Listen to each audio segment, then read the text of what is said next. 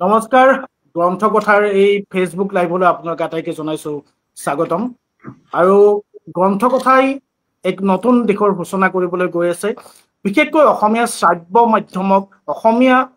যি গ্ৰন্থ আছে অসমীয়া উপন্যাস অসমীয়া গল্প অসমীয়া কবিতা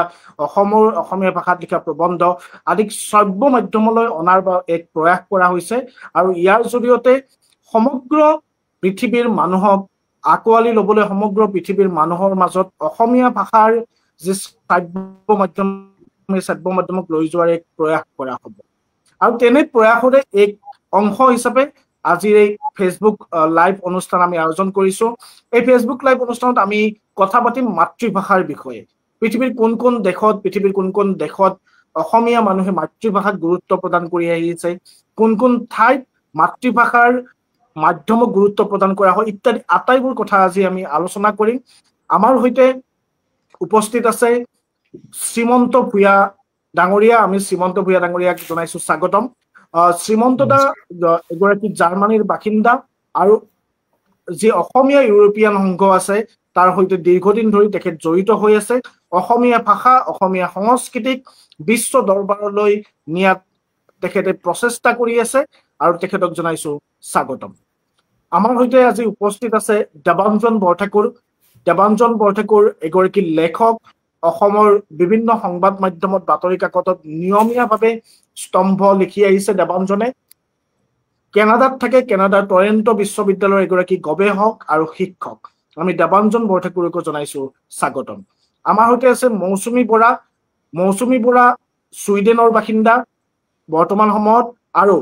মৌচুমী বৰা এগৰাকী অসমীয়া উদ্যোগী হোৱাৰ উপৰিও অসমীয়া ভাষা অসমীয়া সাহিত্যক তেওঁ বিশ্ব দৰবাৰলৈ নিয়াৰ বাবে প্ৰয়াস কৰি আছে আমাৰ গ্ৰন্থকথাৰো তেখেত এগৰাকী সঞ্চালক আমাৰ হৈতে আছে হীৰকজ্যোতি নাথ বেংগালুৰুৰ এগৰাকী উদ্যমী যুৱক বেংগালুৰুৰ বাসিন্দা বেংগলোৰ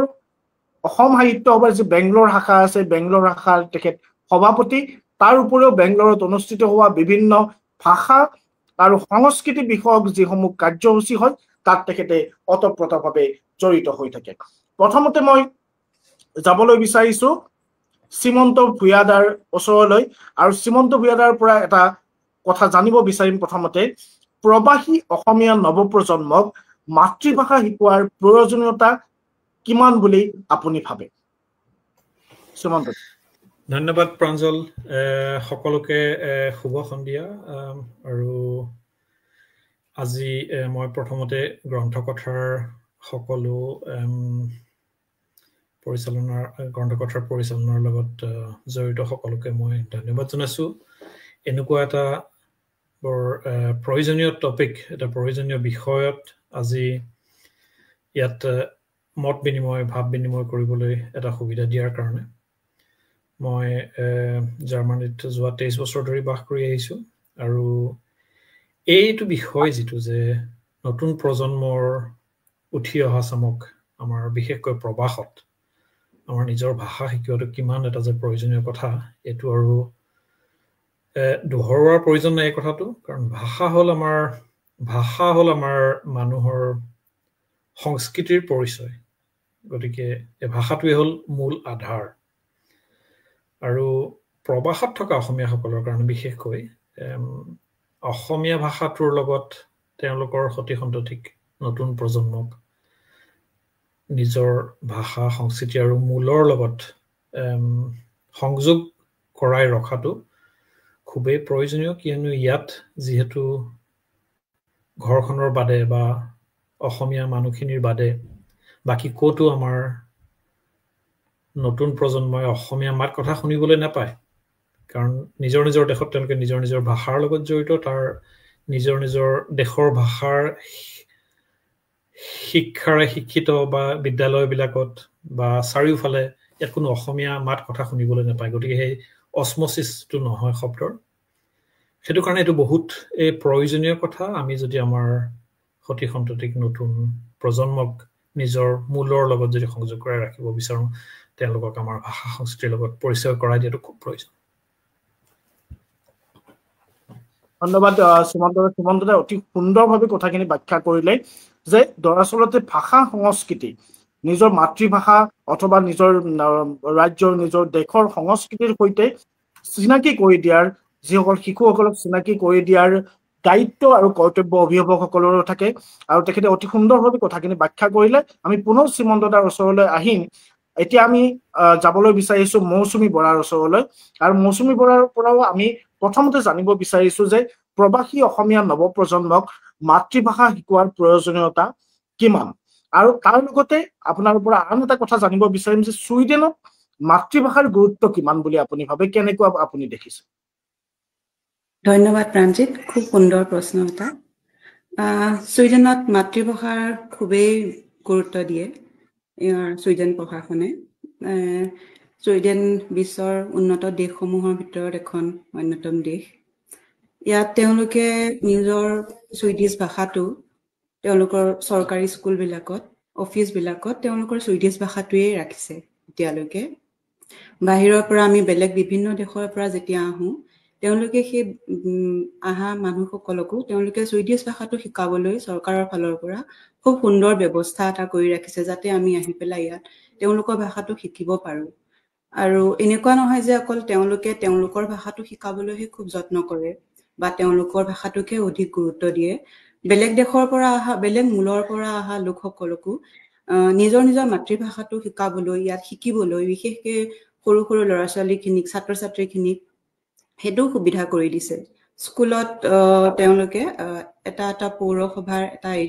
এলেকাত যদি ৫-৬জন মান ছাত্ৰ ছাত্ৰী থাকে এটা ভাষা কোৱাৰ তেওঁলোকে বিদ্যালয়ত সেই নিজৰ মাতৃভাষাটো শিকিবলৈ এগৰাকী শিক্ষক তেওঁলোকে এপইণ্ট কৰে নিযুক্তি কৰে ভাৰতত মই ভাৰতৰ বিষয়ে ক'ব খোজো ভাৰতৰ বিভিন্ন ভাষা মানে শিকাৰ তেওঁলোকে ইয়াত সুবিধা কৰি দিছে আৰু বেলেগ ভাষাও আছে তেনেধৰণে তেওঁলোকে সেই মাতৃভাষাটো যাতে শিকিব পাৰে সেই ব্যৱস্থাটো খুব সুন্দৰকৈ ছুইডিছ প্ৰশাসনে কৰি দিছে যাতে উঠি অহা ল'ৰা ছোৱালীখিনিয়ে নিজৰ নিজৰ মাতৃভাষাটো বিদেশত আহি পেলাইও যাতে তেওঁলোকে শিকিব পাৰে সেইটো এটা খুব ভাল ব্যৱস্থা তেওঁলোকে ছুইডিছ ভাষাটোৰ লগতে অন্য দেশৰ মাতৃভাষাটোকো খুব প্ৰাধান্য দিয়ে বৰ গুৰুত্ব দিয়ে সেইটো এটা বৰ ভাল কথা আৰু নিজৰ কিছুমান দুটা এটা মই অভিজ্ঞতাৰ বিষয়ে ক'বলৈ বিচাৰিছোঁ আমি যেতিয়া আমাৰ সৰু ল'ৰাটোক যেতিয়া প্ৰথম প্ৰি স্কুলত এডমিশ্যনৰ মানে নামভৰ্তিৰ কাৰণে লৈ গৈছিলোঁ তেতিয়া তাৰ কোঅৰ্ডিনেটৰ গৰাকী আমাক সুধিছিলে যে আমি মানে কথোপকথন ইণ্টাৰভিউ নিচিনা যে আমি ঘৰত কি ভাষা মানে কওঁ কি ভাষা শিকিছে তেতিয়া কৈছে যে নিজৰ মাতৃভাষাটোৱে কথা বতৰাই ক'ব ঘৰত পৰামৰ্শ দিছিল আমাক নিজৰ মাতৃভাষাটো খুবেই দৰকাৰী শিকাৰ আনকি খোৱাৰ সময়ত বা তেনেকুৱা সাধু কথা যিটো আমি কওঁ ল'ৰা ছোৱালীখিনিক সেই ভাষাটোও যাতে আমি নিজৰ মাতৃভাষাতেই কওঁ সেই তেনেকুৱা ধৰণৰ আমাক স্কুলৰ কোঅৰ্ডিনেটৰ গৰাকীয়ে পৰামৰ্শ দিছিল যিটো কথাই আমাক খুব মন চুই গৈছিলে যে ইমান উন্নত দেশ এখনৰ শিক্ষা ব্যৱস্থাও ইমান উন্নত তথাপিও তেওঁলোকে মাতৃভাষা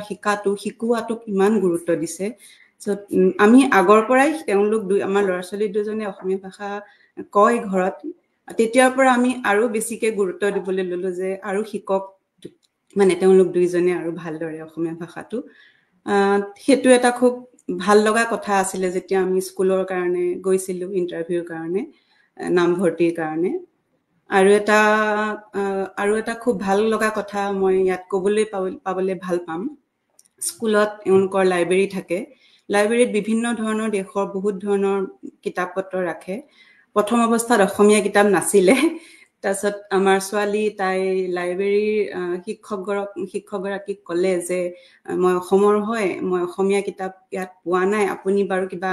এনেকৈ আনি দিব পাৰিব নেকি সেই সৰু ছোৱালীজনীৰ কথাত ৰিকুৱেষ্টটোক লাইব্ৰেৰী টিচাৰগৰাকীয়ে ইমান ধুনীয়াকৈ ল'লে এমাহমানৰ ভিতৰতে কেইবাখনো অসমীয়া কিতাপ আনি দিলে আনি পেলাই তাইক মাতিলে সেই কিতাপকেইখন চাগে অসমীয়া ভাষাৰ প্ৰথম কিতাপ আছিলে তাই পঢ়ি থকা স্কুলখনৰ লাইব্ৰেৰীত আৰু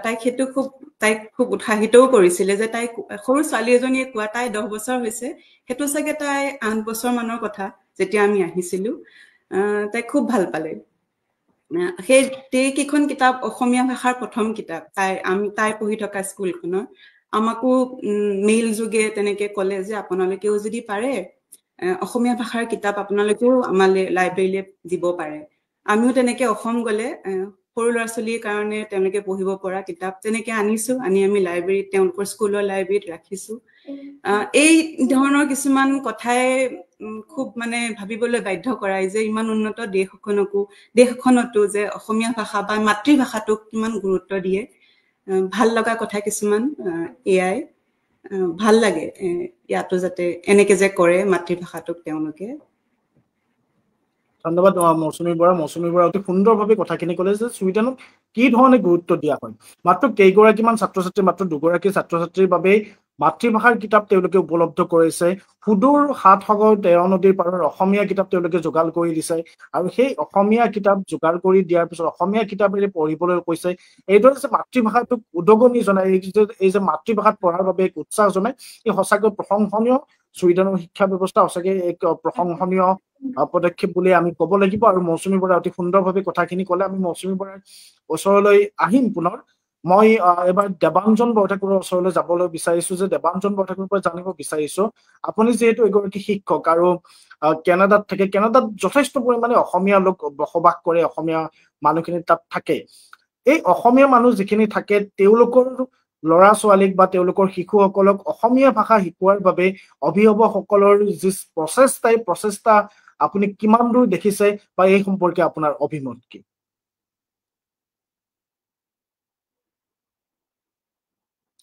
আপোনাৰ সাউন্ডটো অহা নাই, মিউট কৰা আছে, সাউন্ডটো মিউট কৰা আছে। হয়, প্ৰথমে ধন্যবাদ প্ৰাঞ্জিত দা আজিৰ অনুষ্ঠানটোলৈ মোক নিমন্ত্ৰণ কৰাৰ বাবে। মই মোৰ নিজৰ ব্যক্তিগত অভিজ্ঞতা কিছুমান ক'ব পাৰিম। তাৰ আগতে এটা কথা কওঁ যে আমাৰ গীতাশ্ৰী বাইদেউ,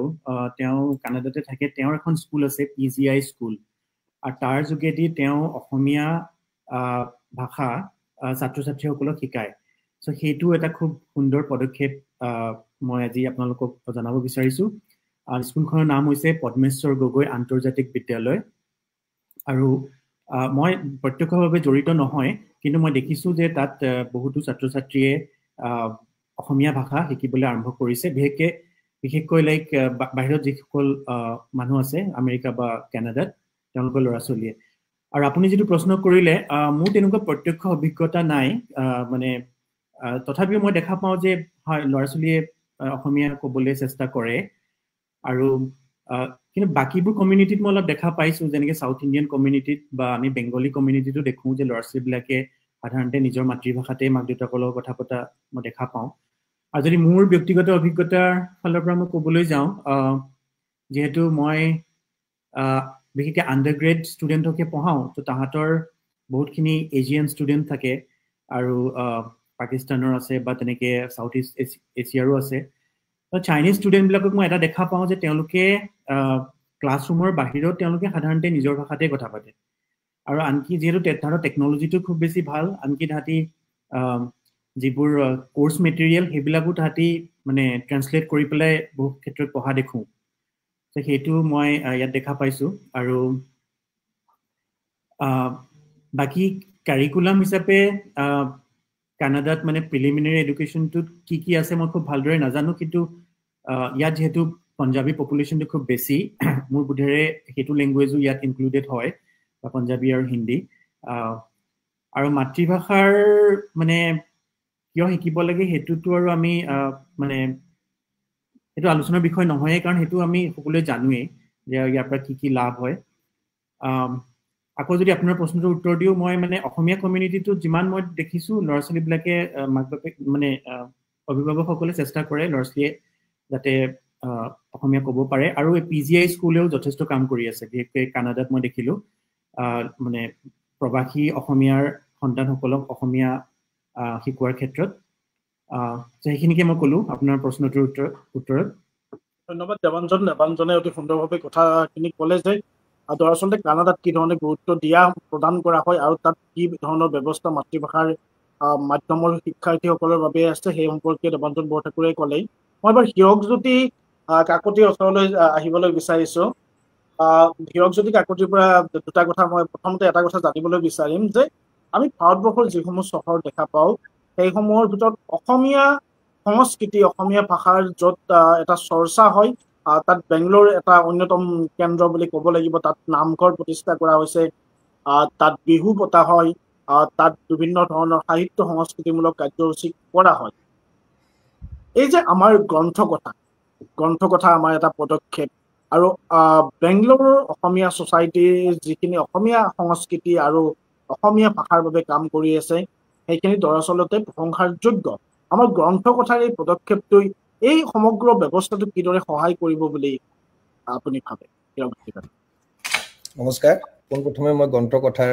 পৰিয়ালবৰ্গক মই ধন্যবাদ জনাইছোঁ এনেকুৱা ধুনীয়া এটা গুৰুত্বপূৰ্ণ বিষয় আজি লৈ অনাৰ বাবে। ভাষা একচুৱেলি আমি যদি ক'ব যে আমাৰ সংস্কৃতি দিয়ে, আপুনি এইমাত্ৰ প্ৰাঞ্জিত ডাঙৰীয়াই ক'লে যে বেংগলোৰত আমি যিমানখিনি পাৰোঁ অসমৰ সংস্কৃতি আমি ধৰি ৰাখিবলৈ চেষ্টা কৰিছোঁ। ডেফিনেটলি বিহুৰ পৰা দুৰ্গা পূজালৈকে, ভাদ মাহৰ নামৰ পৰা কৃষ্ণ জন্মাষ্টমীলৈকে গোটেইখিনি বেংগলোৰত কৰা হয়। আৰু ক'ব গ'লে এটা মিনি অসম টাইপ আমি বেংগলোৰত এটা গঢ়ি তুলিব চেষ্টা কৰিছোঁ আৰু বহুতখিনি আমি সফল হৈছোঁ। কিন্তু যেতিয়া আমি ভাষাৰ কথা আহোঁ নহয়, সেইটোত আমি অলপ চাগে লেগ হৈ আছোঁ, কিয়নো জাতি এটাৰ ভাষাই হৈছে প্ৰাণ। আমি যদি ভাষাটো যদি আমি ধৰি ৰাখিব নোৱাৰোঁ, আমি যদি ভাষাটোত গুৰুত্ব দিব নোৱাৰোঁ, আমাৰ জাতিৰ এটা সময়ত গৈ এটা সংকটময় পৰিৱেশ আহি পৰিব। কিয়নো আজি যদি মই বেক ডেটত গৈছোঁ, আমি যদি চেঞ্চাছ চাওঁ, আমি যদি মানে লাষ্ট আমাৰ চেঞ্চাছ 2021 ওলাইছিলে, তেতিয়া যদি আমি চাওঁ আমাৰ অসমত অকল 48% মানুহে অসমীয়া কয়। আৰু তাৰ আগত আছিলে, আৰু যদি আমি ইণ্ডিয়া হিচাপে ধৰোঁ, কিবা 1.56% মানে আছামিজ স্পীকাৰ আছে গোটেই ইণ্ডিয়াত। মই বাৰু বাহিৰৰখিনি ধৰা নাই ইণ্ডিয়াৰ বাহিৰত। তাৰপিছত 91ত তাতকৈ বেছি আছিলে। চ' এভৰি মানে চেঞ্চাছৰ পিছত আমাৰ যিটো আছামিজ স্পীকিং মানে পপুলেশ্যন, সেইটো আমাৰ কমি গৈ আছে। আৰু এইবাৰ 2021 চেঞ্চাছ ওলোৱা নাই ক'ভিডৰ কাৰণে, হয়তো নেক্সট ইয়াৰ আমি আৰু এটা চেঞ্চাছ পাম, আমি হয়তো তাতে এটা সঠিক ডেটা এটা পাম। কিন্তু যিখিনি মানে এটা ৰিচাৰ্চ বা যিখিনি মানে মানুহে কয়, আমাৰ যে 2011ত 48% আছামিজ স্পীকাৰ আছিলে অসমত, মই অকল অসমৰ কথা কৈছোঁ এতিয়া, সেইটো মানে শুনিব পৰা মতে এইটো 40% তললৈকে আহিব। চ' এইটো এটা বহুত একচুৱেলি এলাৰ্মিং চিটুৱেশ্যনছ আমাৰ অসমীয়া জাতিটোৰ কাৰণে। আৰু সেইটো কাৰণেই আজি যদি এইটো আমাৰ পাৰ্চেণ্টেজটো বঢ়াব লাগে, আমি যিটো আমাৰ জেনেৰেশ্যন বা আমাৰ আগৰ যিটো জেনেৰেশ্যন, আমি সকলোৱে অসমীয়াতে কথা কওঁ বা অসমীয়াত আমি লিখা পঢ়া কৰিব জানো। কিন্তু আহিব লগা যিটো নৱপ্ৰজন্ম বা যিটো এতিয়া অলৰেডি হয়তো 10 বছৰ 15 বছৰ বা এনেকুৱা ধৰণৰ বা তাতকৈ কম বয়সীয়া ল'ৰা ছোৱালী আছে, তেওঁলোকক আমি অসমীয়া ভাষা শিকোৱাটো বহুত বেছি ইম্পৰ্টেণ্ট। একচুৱেলি আমি সংস্কৃতি বাৰু আমি ধৰি ৰাখিছোঁ, বা চব বেংগলোৰ বুলি নহয়, গোটেই অসমৰ গোটেই ভাৰতবৰ্ষ বা ভাৰতবৰ্ষৰ বাহিৰত প্ৰতিখন অসমীয়া সমাজে চেষ্টা কৰি আছে আৰু কৰি থাকিব। কিন্তু আমি ভাষাটো প্ৰসাৰ কৰাত আমি বহুতখিনি গুৰুত্ব দিব লাগিব। আৰু এই চেগতে গ্ৰন্থকথাই যিটো এটা মানে মই যিখিনি জানিব পাৰিছোঁ এতিয়ালৈকে, এটা প্লেটফৰ্ম ওলাই আছে, এটা কাৰিকুলাম ওলাব অসমীয়া ভাষাৰ ওপৰত, যিটো মানে এটা টিউটৰিয়েল টাইপ হ'ব, মানে এটলিষ্ট নৱপ্ৰজন্মই শিকিব পাৰিব অসমীয়া ভাষা। চ' ডেফিনেটলি এইটো বহুত শলাগলবীয়া প্ৰচেষ্টা। ইতিমধ্যে কিছুমান অৰ্গেনাইজেশ্যনে বা চেষ্টা চলাইছিলে, কিন্তু ফলপ্ৰসূ নহ'লে। মানে কিছুমান অনলাইন কৰ্চেছো ষ্টাৰ্ট হৈছিলে, কিন্তু আল্টিমেটলি গৈ এইটো ছাকচেছ নহয়গৈ। ছাকচেছ নোহোৱাৰ আৰু এটা ৰিজন আছে আমাৰ অসমীয়া পেৰেণ্টছ। মই একচুৱেলি আজি অনুষ্ঠানত জইন বহুত ভাল পাইছোঁ। অলপ আগতে দেৱাঞ্জন ডাঙৰীয়াই কৈছে কানাডাত এখন স্কুল আছে য'ত অসমীয়া শিকায়। চ' এইটো বহুত ডাঙৰ কথা একচুৱেলি, মই আজিলৈকে গম পোৱা নাছিলোঁ। এইটো একচুৱেলি বহুত হাইলাইট হ'ব লাগে, যাতে সেইখনক কানাডাক দেখা পায় বাকী চহৰবোৰে, বাকী এটলিষ্ট ইণ্ডিয়াৰ ভাৰতবৰ্ষৰ বিভিন্ন চহৰবোৰে এনেকুৱা প্ৰচেষ্টা হাতত লয়। কিন্তু এতিয়া বৰ্তমান যি দেখিছোঁ আমাৰ বা অসমতে, মই বাহিৰৰ কথা নক'লোঁ, মই অসমৰে কিছুমান আমাৰ পেৰেণ্টছৰ মানে এটা মেণ্টেলিটি আছে, যদি ল'ৰা ছোৱালী নিজৰ ইংলিছ ক'ব পাৰে বহুত ভালকে, মানে এটা প্ৰাউডলি কয়, মানে মোৰ ল'ৰা ছোৱালী ইমান ভাল ইংলিছ কয়। কিন্তু ইংলিছ কোৱা মানুহ বহুত আছে, গোটেই ৱৰ্ল্ডত আছে, কিন্তু আমাৰ অসমীয়া কোৱা মানুহ কিমান আছে? এই আমি অসমীয়া কিমান ভালকে ক'ব পাৰি, শুদ্ধ অসমীয়া কেইটা কয়, সেইখিনিত আমি গুৰুত্ব দিব লাগে। আমাৰ দায়িত্ব একচুৱেলি। এতিয়া আমি আমাৰ জেনেৰেশ্যনটো হয়তো আমি অসমীয়া জানো, আমাৰ পিছৰ জেনেৰেশ্যনক শিকোৱাৰ দায়িত্ব আমাৰ। আমি যদি আমাৰ ল'ৰা ছোৱালীক আমি অসমীয়া ভালকৈ ক'ব বা লিখিব নিশিকাওঁ, কিছু বছৰ পিছত কিন্তু অসমীয়া ভাষাৰ বিলুপ্তি ঘটাটো নিশ্চিত। হয়তো আজি নহয়, আজি মই down the line 25 years 20 years কথা কৈছোঁ। সেইটো সময়ত যেতিয়া আমি যদি এতিয়া আমাৰ জেনেৰেশ্যনক নিশিকাওঁ, তাহাঁতৰ পিছৰ জেনেৰেশ্যনটো কেনেকৈ শিকাব ভাষা? তাতে হয়তো ক'বলৈ পাৰিব, ভঙা অসমীয়া ক'ব বা গামোচাখন ডিঙিত লৈ বিহুটো মাৰিব পাৰিব, তাৰ বাহিৰে কিন্তু ভাষাটো কেনেকৈ ৰাখিব? আমি সেইকাৰণে আমাৰ জেনেৰেশ্যনটোত বহুত বেছি দায়িত্ব আছে। আমি আমাৰ পিছৰ জেনেৰেশ্যনটোক আমি কেনেকৈ আমি ভাষাটোৰ প্ৰতি আগ্ৰহী কৰি তুলিব পাৰোঁ, আৰু লগতে আমি সুবিধাখিনি দিব পাৰোঁ যে তেওঁলোকে সেই ভাষাটোৰ ওপৰত গুৰুত্ব দিব পাৰে, বা এটলিষ্ট আমি সেই ইণ্টাৰেষ্টটো আনিব পাৰোঁ। চ' এতিয়া তেনেকৈ আমি গুৰুত্ব দিব লাগিব। আৰু এইটো এজন দুজনে কৰা কাম নহয়, গোটেই জাতিটোৰ দায়িত্ব। প্ৰতিজন অসমীয়াই আগবাঢ়ি আহিব লাগিব। একচুৱেলি যিকোনো অৰ্গেনাইজেশ্যন নহয়, প্ৰতিজন পেৰেণ্টছে, প্ৰতিজন পিতৃ মাতৃ আগবাঢ়িব আহিব লাগিব, নিজৰ ল'ৰা ছোৱালীক ভালকৈ গড় দিয়াত মানে গড়টো ডেফিনেটলি দিব মানে অসমীয়া ভাষা শিকোৱাত বা অসমীয়াত লিখা পঢ়া কৰা শিকোৱাত বাহিৰত হয়তো অসমীয়া ক'ব পাৰিব বাট লিখিব পৰাটো এটা বহুত ডাঙৰ চেলেঞ্জ মানে এতিয়া যদি গ্ৰন্থকথা এনেকুৱা এটা ইনিচিয়েটিভ লৈছে য'ত মানে লিখিব পৰা হয় এটা বহুত ডাঙৰ কথা হ'ব আৰু অসমৰ ইতিহাসত ৰৈ যাব যদি এনেকুৱা এটা ভাল পদক্ষেপ যদি ফলপ্ৰসূ হয় ডেফিনেটলি মই কৈছোঁ এটা ইতিহাসত ৰৈ যাব আৰু আমি সকলোৱে জানো হয়তো ইয়াত থকা বা আমাৰ আজি জেনেৰেশ্যনটো বহুতে জানে আমি কেনেকুৱা এটা পৰ্যায়ত আহি আমাৰ অসমীয়া ভাষা আজি এটা হয়তো পৰ্যায় পাইছে এটা সময়ত আমাৰ ভাষা আন্দোলন হৈছিল আমি আজিকালি হয়তো বহুতে নাজানিবই ৰঞ্জিত বৰপূজাৰী কোন হয় আমাৰ ভাষা আন্দোলনৰ প্ৰথম শ্বহীদ বহুত মানুহে চিনিয়ে নাপাব আমাৰ পিছৰ জেনেৰেশ্যনটো চিনি নাপাব আমি সেই তেওঁলোকৰ যিখিনি প্ৰচেষ্টা যিখিনি বলিদান দিছিলে আমাৰ অসমীয়া জাতিৰ কাৰণে আমি সেইখিনি একচুৱেলি আমাৰ পিছৰ জেনেৰেশ্যনক আমি দেখুৱাই দিয়াটো বহুত গুৰুত্বপূৰ্ণ কাৰণ আমি যদি মই আৰু অলপ পিছত গৈছো ক্ষমা কৰিব যদি দীঘলীয়া হৈছে অলপ মই যেতিয়া আমাৰ ব্ৰিটিছৰ ৰাজ আছিলে অসমত এই ইয়াণ্ডাবু সন্ধিৰ পিছতে তেতিয়া গোটেই প্ৰশাসনিক দিশটো চম্ভালিবৰ কাৰণে গোটেই ব্ৰিটিছে বেংগলীখিনি মানুহ লৈ আহিছিলে তো গোটেইখিনি মানে যিখিনি হাই পোষ্টত মানুহ আছিলে গোটেইখিনি বেংগলী আছিলে আৰু তেতিয়াই অসমত বেংগলী ভাষা চৰকাৰী ভাষা হিচাপে প্ৰসাৰ হৈছিলে তাৰপিছত বহুতখিনি আমাৰ অসমীয়াৰ বহুতখিনি জাতীয়তাবাদী অসমীয়াৰ আৰু প্ৰচেষ্টাত ভাষা আন্দোলনৰ প্ৰচেষ্টাত আমাৰ অসমীয়া চৰকাৰী ভাষা হিচাপে স্বীকৃতি পাইছিল কিন্তু সেই যেতিয়া পাইছিল সেই ভাষাটো এই এটা যুগ আছিল অসমীয়া সোণালী যুগ বুলি ক'ব লাগিব অসমীয়া ভাষাৰ সেই যুগটো কিন্তু এতিয়া আজিৰ জেনেৰেশ্যনে বা আজিৰ সময়ত মই দেখিছোঁ অলপ হ'লেও আমি তললৈ নামিছো ইন দ্য চেন্স মানে আমি সেই জাতীয়তাবাদ হয়তো বা সেই ইণ্টাৰেষ্ট আমাৰ ভাষাৰ প্ৰতি অলপ হ'লেও কমিছে কিন্তু এতিয়া আমি এই সময়ত আমি ইয়াৰ পৰা হয়তো আমি নেক্সট লেভেললৈ লৈ যাবলৈ আমি প্ৰতিজন অসমীয়াক গুৰুত্ব দিব লাগিব সেইখিনিয়ে আৰু মই ভাবো এইটো বহুত ডাঙৰ চেলেঞ্জ আমাৰ সকলোৰে কাৰণে কিন্তু আমি সকলোৱে লগ হ'লে ডেফিনেটলি আমি কৰিব পাৰিম আৰু আমি ডেফিনেটলি কৰিব লাগে ধন্যবাদ হীৰক জ্যোতি কাকতি অতি সুন্দৰভাৱে কেইটামান আমি ভাষিক জাতীয়তাবাদৰ যিটো কথা কওঁ আমি অসমীয়া ভাষী অসমতে আমি মানে অল্প সংখ্যক হৈ গৈছো নেকি আমি সংখ্যালঘু হৈ গৈছো নেকি অসমীয়া ভাষী তাৰ এক তথ্য হীৰক জ্যোতি কাকতিয়ে সুন্দৰভাৱে দাঙি ধৰিছে তাৰ লগতে মাতৃভাষা তথা মাতৃভাষাৰ বাবে ত্যাগ কৰা মানুহবোৰৰ বাবে জনাৰ কিমান প্ৰয়োজনীয়তা সেয়া শ্বহীদ ৰঞ্জিত বৰপূজাৰীয়ে হওক সেয়া শ্বহীদ মোজাম্মিল হকেই হওক আদিৰ বিষয়ে যে জনাৰ প্ৰয়োজনীয়তা আছে সেই প্ৰয়োজনীয়তা সম্পৰ্কে সুন্দৰভাৱে হীৰক জ্যোতি কাকতিয়ে বৰ্ণনা কৰিলে লগতে গ্ৰন্থকথা সম্পৰ্কেও তেখেতে সুন্দৰভাৱে ব্যাখ্যা কৰিলে আৰু আমাৰ পদক্ষেপ যাতে প্ৰতিগৰাকী অসমীয়াৰ লগতে সমগ্ৰ বিশ্বত বসবাস কৰা প্ৰতিগৰাকী অসমীয়াকে আমি চুব পাৰো তেওঁলোকৰ বাবে আমি কাম কৰিব পাৰো সেয়া আমি আশা ৰাখিছো আমি পুনৰ হীৰক জ্যোতি কাকতিৰ ওচৰলৈ আহিম মই এবাৰ পুনৰ শ্ৰীমন্ত ভূঞা দাদাৰ ওচৰলৈ যাবলৈ বিচাৰিছো শ্ৰীমন্ত দাৰ পৰা এটা কথা জানিব বিচাৰিছো যে আপুনি প্ৰায় 2 দশকতকৈ অধিক মই যিমান দূৰ গম পাইছো প্ৰায় 23 বছৰ আপুনি ইউৰোপতে আছে ইউৰোপৰ অসমীয়া সমাজখনৰ সৈতে আপুনি জড়িত হৈ আছে ইউৰোপৰ অসমীয়া সংস্কৃতিৰ সৈতে আপুনি জড়িত হৈ আছে আপোনাৰ পৰা জানিব বিচাৰিম যেহেতু আপুনি দীৰ্ঘকাল ধৰি 23 বছৰ ইউৰোপৰ অসমীয়া সমাজখন অসমীয়া সংস্কৃতি অসমীয়া ভাষা অসমীয়া জাতীয়তাবাদৰ সৈতে আপুনি জড়িত হৈ আছে গ্ৰন্থকথাৰ যি পদক্ষেপ এই পদক্ষেপে আপোনালোকৰ যি সচেতনতা অসমীয়া ভাষাৰ প্ৰতি সংস্কৃতিৰ প্ৰতি জাতিৰ প্ৰতি তাক কিদৰে সহায় কৰিব পাৰিব বুলি আপুনি প্ৰাঞ্জিত বৰ ভাল প্ৰশ্ন এটা মই ভাবো যে গ্ৰন্থকথা এটা খুবেই সুন্দৰ প্ৰচেষ্টা আজিৰ সময়ত বৰ্তমান পৰিস্থিতিত এইটো এটা কেৱল সুন্দৰ পদক্ষেপ নহয় এইটো এটা খুবেই প্ৰয়োজনীয় পদক্ষেপ এই বস্তুটো আচলতে মই ভাবো এতিয়া তোমালোকে সকলোৱে মিলি গ্ৰন্থকথাৰ কামখিনি আৰম্ভ কৰিছে খুব ভাল কথা এই কথাটো মই এতিয়া ভাবো যে 10 বছৰ আগতে কিয় আৰম্ভ নহ'লে আচলতে বহুত দিনৰ আগতে আৰম্ভ হ'বলগীয়া বস্তু আছিলে এইটো প্ৰথমতে মই অকণমান ইয়াৰ ডিটেইলছটো কোৱাৰ আগতে আমাৰ অৰিজিনেল যিটো টপিকৰ ওপৰত ডিছকাশ্যনখিনি হৈ গৈছে তাত মই দুটা কথা আৰু দুটা এড কৰিব বিচাৰিছোঁ গোটেই কথাখিনি সংলগ্ন হৈ আছে আৰু এই কথাখিনি বিশেষকৈ অসমৰ পৰা বাহিৰত আহি বা ভাৰতৰ পৰা বাহিৰত আহি যেতিয়া আমি এখন বেলেগ দেশত থাকোঁ সদায় চাৰিওফালে যেতিয়া আমি বেলেগ ভাষাৰ শব্দবিলাক শুনো তেতিয়া আমাৰ মনলৈ এই সচেতনতাটো আৰু বেছিকৈ আহে যে আমাৰ মাতৃভাষাটো আমি কেনেকৈ ইয়াত চৰ্চা কৰিব পাৰোঁ কেনেকৈ প্ৰসাৰ কৰিব পাৰোঁ কেনেকৈ প্ৰসাৰ আৰু প্ৰচাৰ কৰিব পাৰোঁ হীৰক জ্যোতিৰ কথাকেইটাৰ আঁত লৈ মই এটা কথা কওঁ যে পৃথিৱীত এতিয়ালৈকে যিমানবিলাক ভাষা আছে সেই ভাষাৰ মাজত অসমীয়া ভাষাৰ স্থানটো কেনেকুৱা মাতৃভাষাৰ ভাষী হিচাপে তাৰমানে এটা ভাষা নিজৰ মাতৃভাষা হিচাপে কোৱা এতিয়া মই অসমীয়া গতিকে অসমীয়াটো মোৰ মাতৃভাষা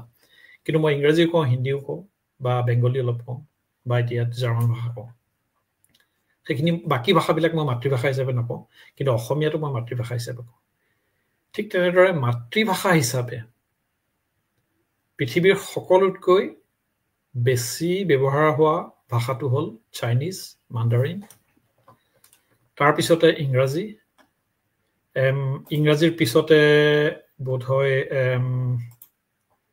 আমাৰ হিন্দীটোৱে আছে নেকি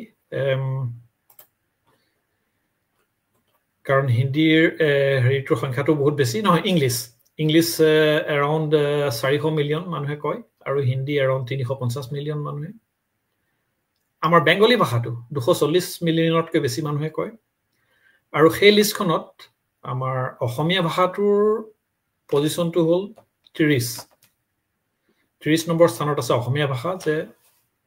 মাতৃভাষা হিচাপে কোৱা কিমান মানুহ আছে এই কথাটো আমি আকৌ এটা বেলেগ দৃষ্টিকোণৰ পৰা চাব লাগিব যে মাতৃভাষা হিচাপে কোৱা হ'ল ইমান ৰাইট কিন্তু অভাৰঅল গোটেই সমগ্ৰ পৃথিৱীখনত সকলোতকৈ বেছিকৈ কোৱা ভাষা কোনকেইটা আৰু তাত অসমীয়াৰ স্থান কিমান এতিয়া ধৰক চাইনিজ যদি প্ৰথম স্থানত আছে কিন্তু মাতৃভাষা হিচাপে কিন্তু হয়তো মাতৃভাষাৰ বাহিৰত বেছিকৈ কোৱা ভাষা হিচাপে হ'ব ইংৰাজী চাগৈ কাৰণ আমাৰ দৰে বহুতে যাৰ কাৰণে ইংৰাজীটো নিজৰ মাতৃভাষা নহয় তথাপিও সেই ভাষাটো আমি বেছিকৈ কওঁ আৰু সেইটো ফালৰ পৰা চাবলৈ গ'লে এটা দুখৰ কথা হ'ল যে অসমীয়া ভাষাটোৰ স্থান কিন্তু সেই 30ৰ পৰা নামি 93 লৈকে গৈছে তাত আমি যেতিয়া সেইটো দিশৰ পৰা চাওঁ যে মুঠতে পৃথিৱীত কিমান মানুহে অসমীয়া ভাষা কয় আৰু তাত অসমীয়াৰ স্থান কিমান তাত কিন্তু 93 স্থানত আছেগৈ 2 নম্বৰ কথা এটা মই ক'ব বিচাৰিছো এইটো হ'ল এটা ইউনেস্কো অৰ্গেনাইজেশ্যনৰ ফালৰ পৰা দিয়া তথ্য তেওঁলোকে কোৱা মতে আমাৰ যিটো 21 ফেব্ৰুৱাৰী মাতৃভাষা দিৱস হয় পৃথিৱীৰ তাত তেওঁলোকে বিভিন্ন তথ্য প্ৰকাশ কৰে আৰু শেহতীয়াকৈ প্ৰকাশ কৰা তথ্য মতে তেওঁলোকে কয় যে যিটো মাল্টিলিংগুৱেল এডুকেশ্যন বেছড অন মাদাৰ টাং যে সেইটো এটা বহুত প্ৰয়োজনীয় বস্তু তাৰ মানে কথা হ'ল কি যে আমাৰ ল'ৰা ছোৱালীবিলাকে বহুত ভাষা শিকক বা শিকাটো প্ৰয়োজন অকল এটা ভাষাই নহয় কেইবাটাও ভাষা শিকাটো প্ৰয়োজন সেইটোৱে তেওঁলোকৰ ভাষা শিকাৰ যিটো দক্ষতা মগজুৰ কিছুমান বিশেষ এৰিয়া কিছুমান সেই কথাটোৱে অপেন কৰি দিয়ে যেতিয়া দুটাতকৈ বা এটাতকৈ বেছি ভাষা শিকে কিন্তু এইটো খুবেই প্ৰয়োজনীয় বিশেষকৈ প্ৰাইমেৰী স্কুল লেভেলত যে নিজৰ মাতৃভাষাটোৰ ওপৰত বেছ কৰি যদি তেওঁলোকে শিক্ষা পায় তেতিয়াহ'লে সেইটো হ'ল চবতকৈ প্ৰয়োজনীয় কথা সেইটো কাৰণে তেওঁলোকে কৈছে যে multilingual based education but based on mother tongue তাৰমানে যে আমাৰ অসমীয়া ভাষাটো হ'ব লাগে ভাষাৰ শিক্ষাৰ মাধ্যম আৰু তাৰ লগত ইংৰাজী হিন্দী বা বেলেগ যিকোনো ভাষাই হওক পৃথিৱীৰ বেলেগ ভাষাবিলাকো তাৰ লগত শিকিব লাগে এই কথাটো বিশেষকৈ এইটো প্ৰেক্ষাপটত বৰ প্ৰয়োজনীয় হৈ উঠিছে যিটো কথা আজি হীৰক জ্যোতিয়ে ক'লে যে অসমতো দেখা যায় এতিয়া ইভেন গাঁৱে ভূঞেও গ'লেও অভিভাৱকসকলে তেওঁলোকৰ সন্তানক অসমীয়া ভাষা মাধ্যমৰ স্কুলত দিয়াতকৈ ইংৰাজী ভাষা মাধ্যমৰ স্কুলত দিয়াটোৰ ওপৰত বেছি আগ্ৰহী হৈ উঠিছে তাৰ বহুতো কাৰণ আছে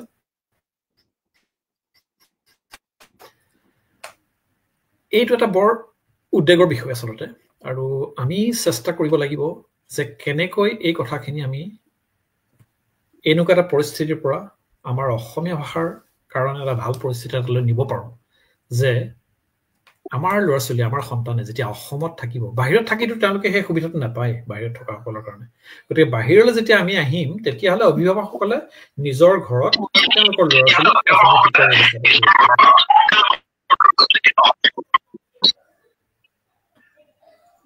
কিন্তু মই অকণমান নইজ পাই আছো সকলোৱে মিউট কৰি দিব পাৰে প্ৰাঞ্জিত দা ওকে এতিয়া ভাল ঠিক আছে কিন্তু অসমত যিসকল আছে এতিয়া আমাৰ নতুন প্ৰজন্ম মই কৈছো যে আমাৰ যিটো আজি যিটো টপিকটো এইটো অকল কেৱল বিদেশত থকা প্ৰবাসী অসমীয়া নতুন প্ৰজন্মৰ কাৰণেই নহয় এইটো প্ৰয়োজনীয় কথা এইটো ইভেন আজিৰ দিনত খুব দুখজনকভাৱে আচলতে এইটো ইভেন অসমৰ কাৰণে এটা বৰ প্ৰয়োজনীয় কথা হৈ পৰিছে যে আমাৰ ল'ৰা ছোৱালীবিলাকেও মাতৃভাষা ওপৰত ভিত্তি কৰি যাতে তেওঁলোকে শিক্ষা গ্ৰহণ কৰিব পাৰে প্ৰাইমেৰী শিক্ষা গ্ৰহণ কৰিব পাৰে কাৰণ ইউনেস্কোৰ যিটো ষ্টাডি মই কৈছো যে ইউনেস্কোৰ সেই ষ্টাডি মতে যেতিয়া এটা শিশুৱে নিজৰ মাতৃভাষাত শিকাৰ সুবিধাটো পাব জীৱনৰ প্ৰথম বছৰ কেইটাত সেইটোৱে তেওঁলোকৰ মানসিক বিকাশৰ কাৰণে তেওঁলোকৰ বৌদ্ধিক বিকাশৰ কাৰণে আৰু তেওঁলোকৰ যিটো ইমোচনেল ডেভেলপমেণ্ট সেইটোৰ ক্ষেত্ৰত বহুত প্ৰয়োজনীয় আৰু উপকাৰী কথা এতিয়া কথা হ'ল পৃথিৱীৰ 40% মানুহে সেইটো এটা বহুত ডাঙৰ শতাংশ 40% মানে অলমোষ্ট আধা মানুহে যে পৃথিৱীৰ অলমোষ্ট 40% মানুহে বা সৰু ল'ৰা ছোৱালীয়ে নিজৰ মাতৃভাষাত শিক্ষা পোৱাৰ সুবিধাটো নাপায় বিভিন্ন কাৰণত প্ৰবাহীসকল যেতিয়া গৈ পেলাই বেলেগ ঠাইত থাকিব প্ৰব্ৰজন কৰি গৈ বেলেগ ঠাইত থাকিব তাত তেওঁলোকে নিজৰ ভাষাটোত শিক্ষা লোৱাৰ সুবিধা নাপায় যেটো মৌচুমীয়ে কৈছে যে বৰ ভাল কথা এটা ছুইডেনত সেইটো মই বৰ বিৰাট ভাল পাইছো কথাটো শুনি যে তেওঁলোকৰ বিদ্যালয়ত অসমীয়া কিতাপখিনি আনি পেলাই শিক্ষকে যা যোগাৰ কৰি পেলাই দিছেই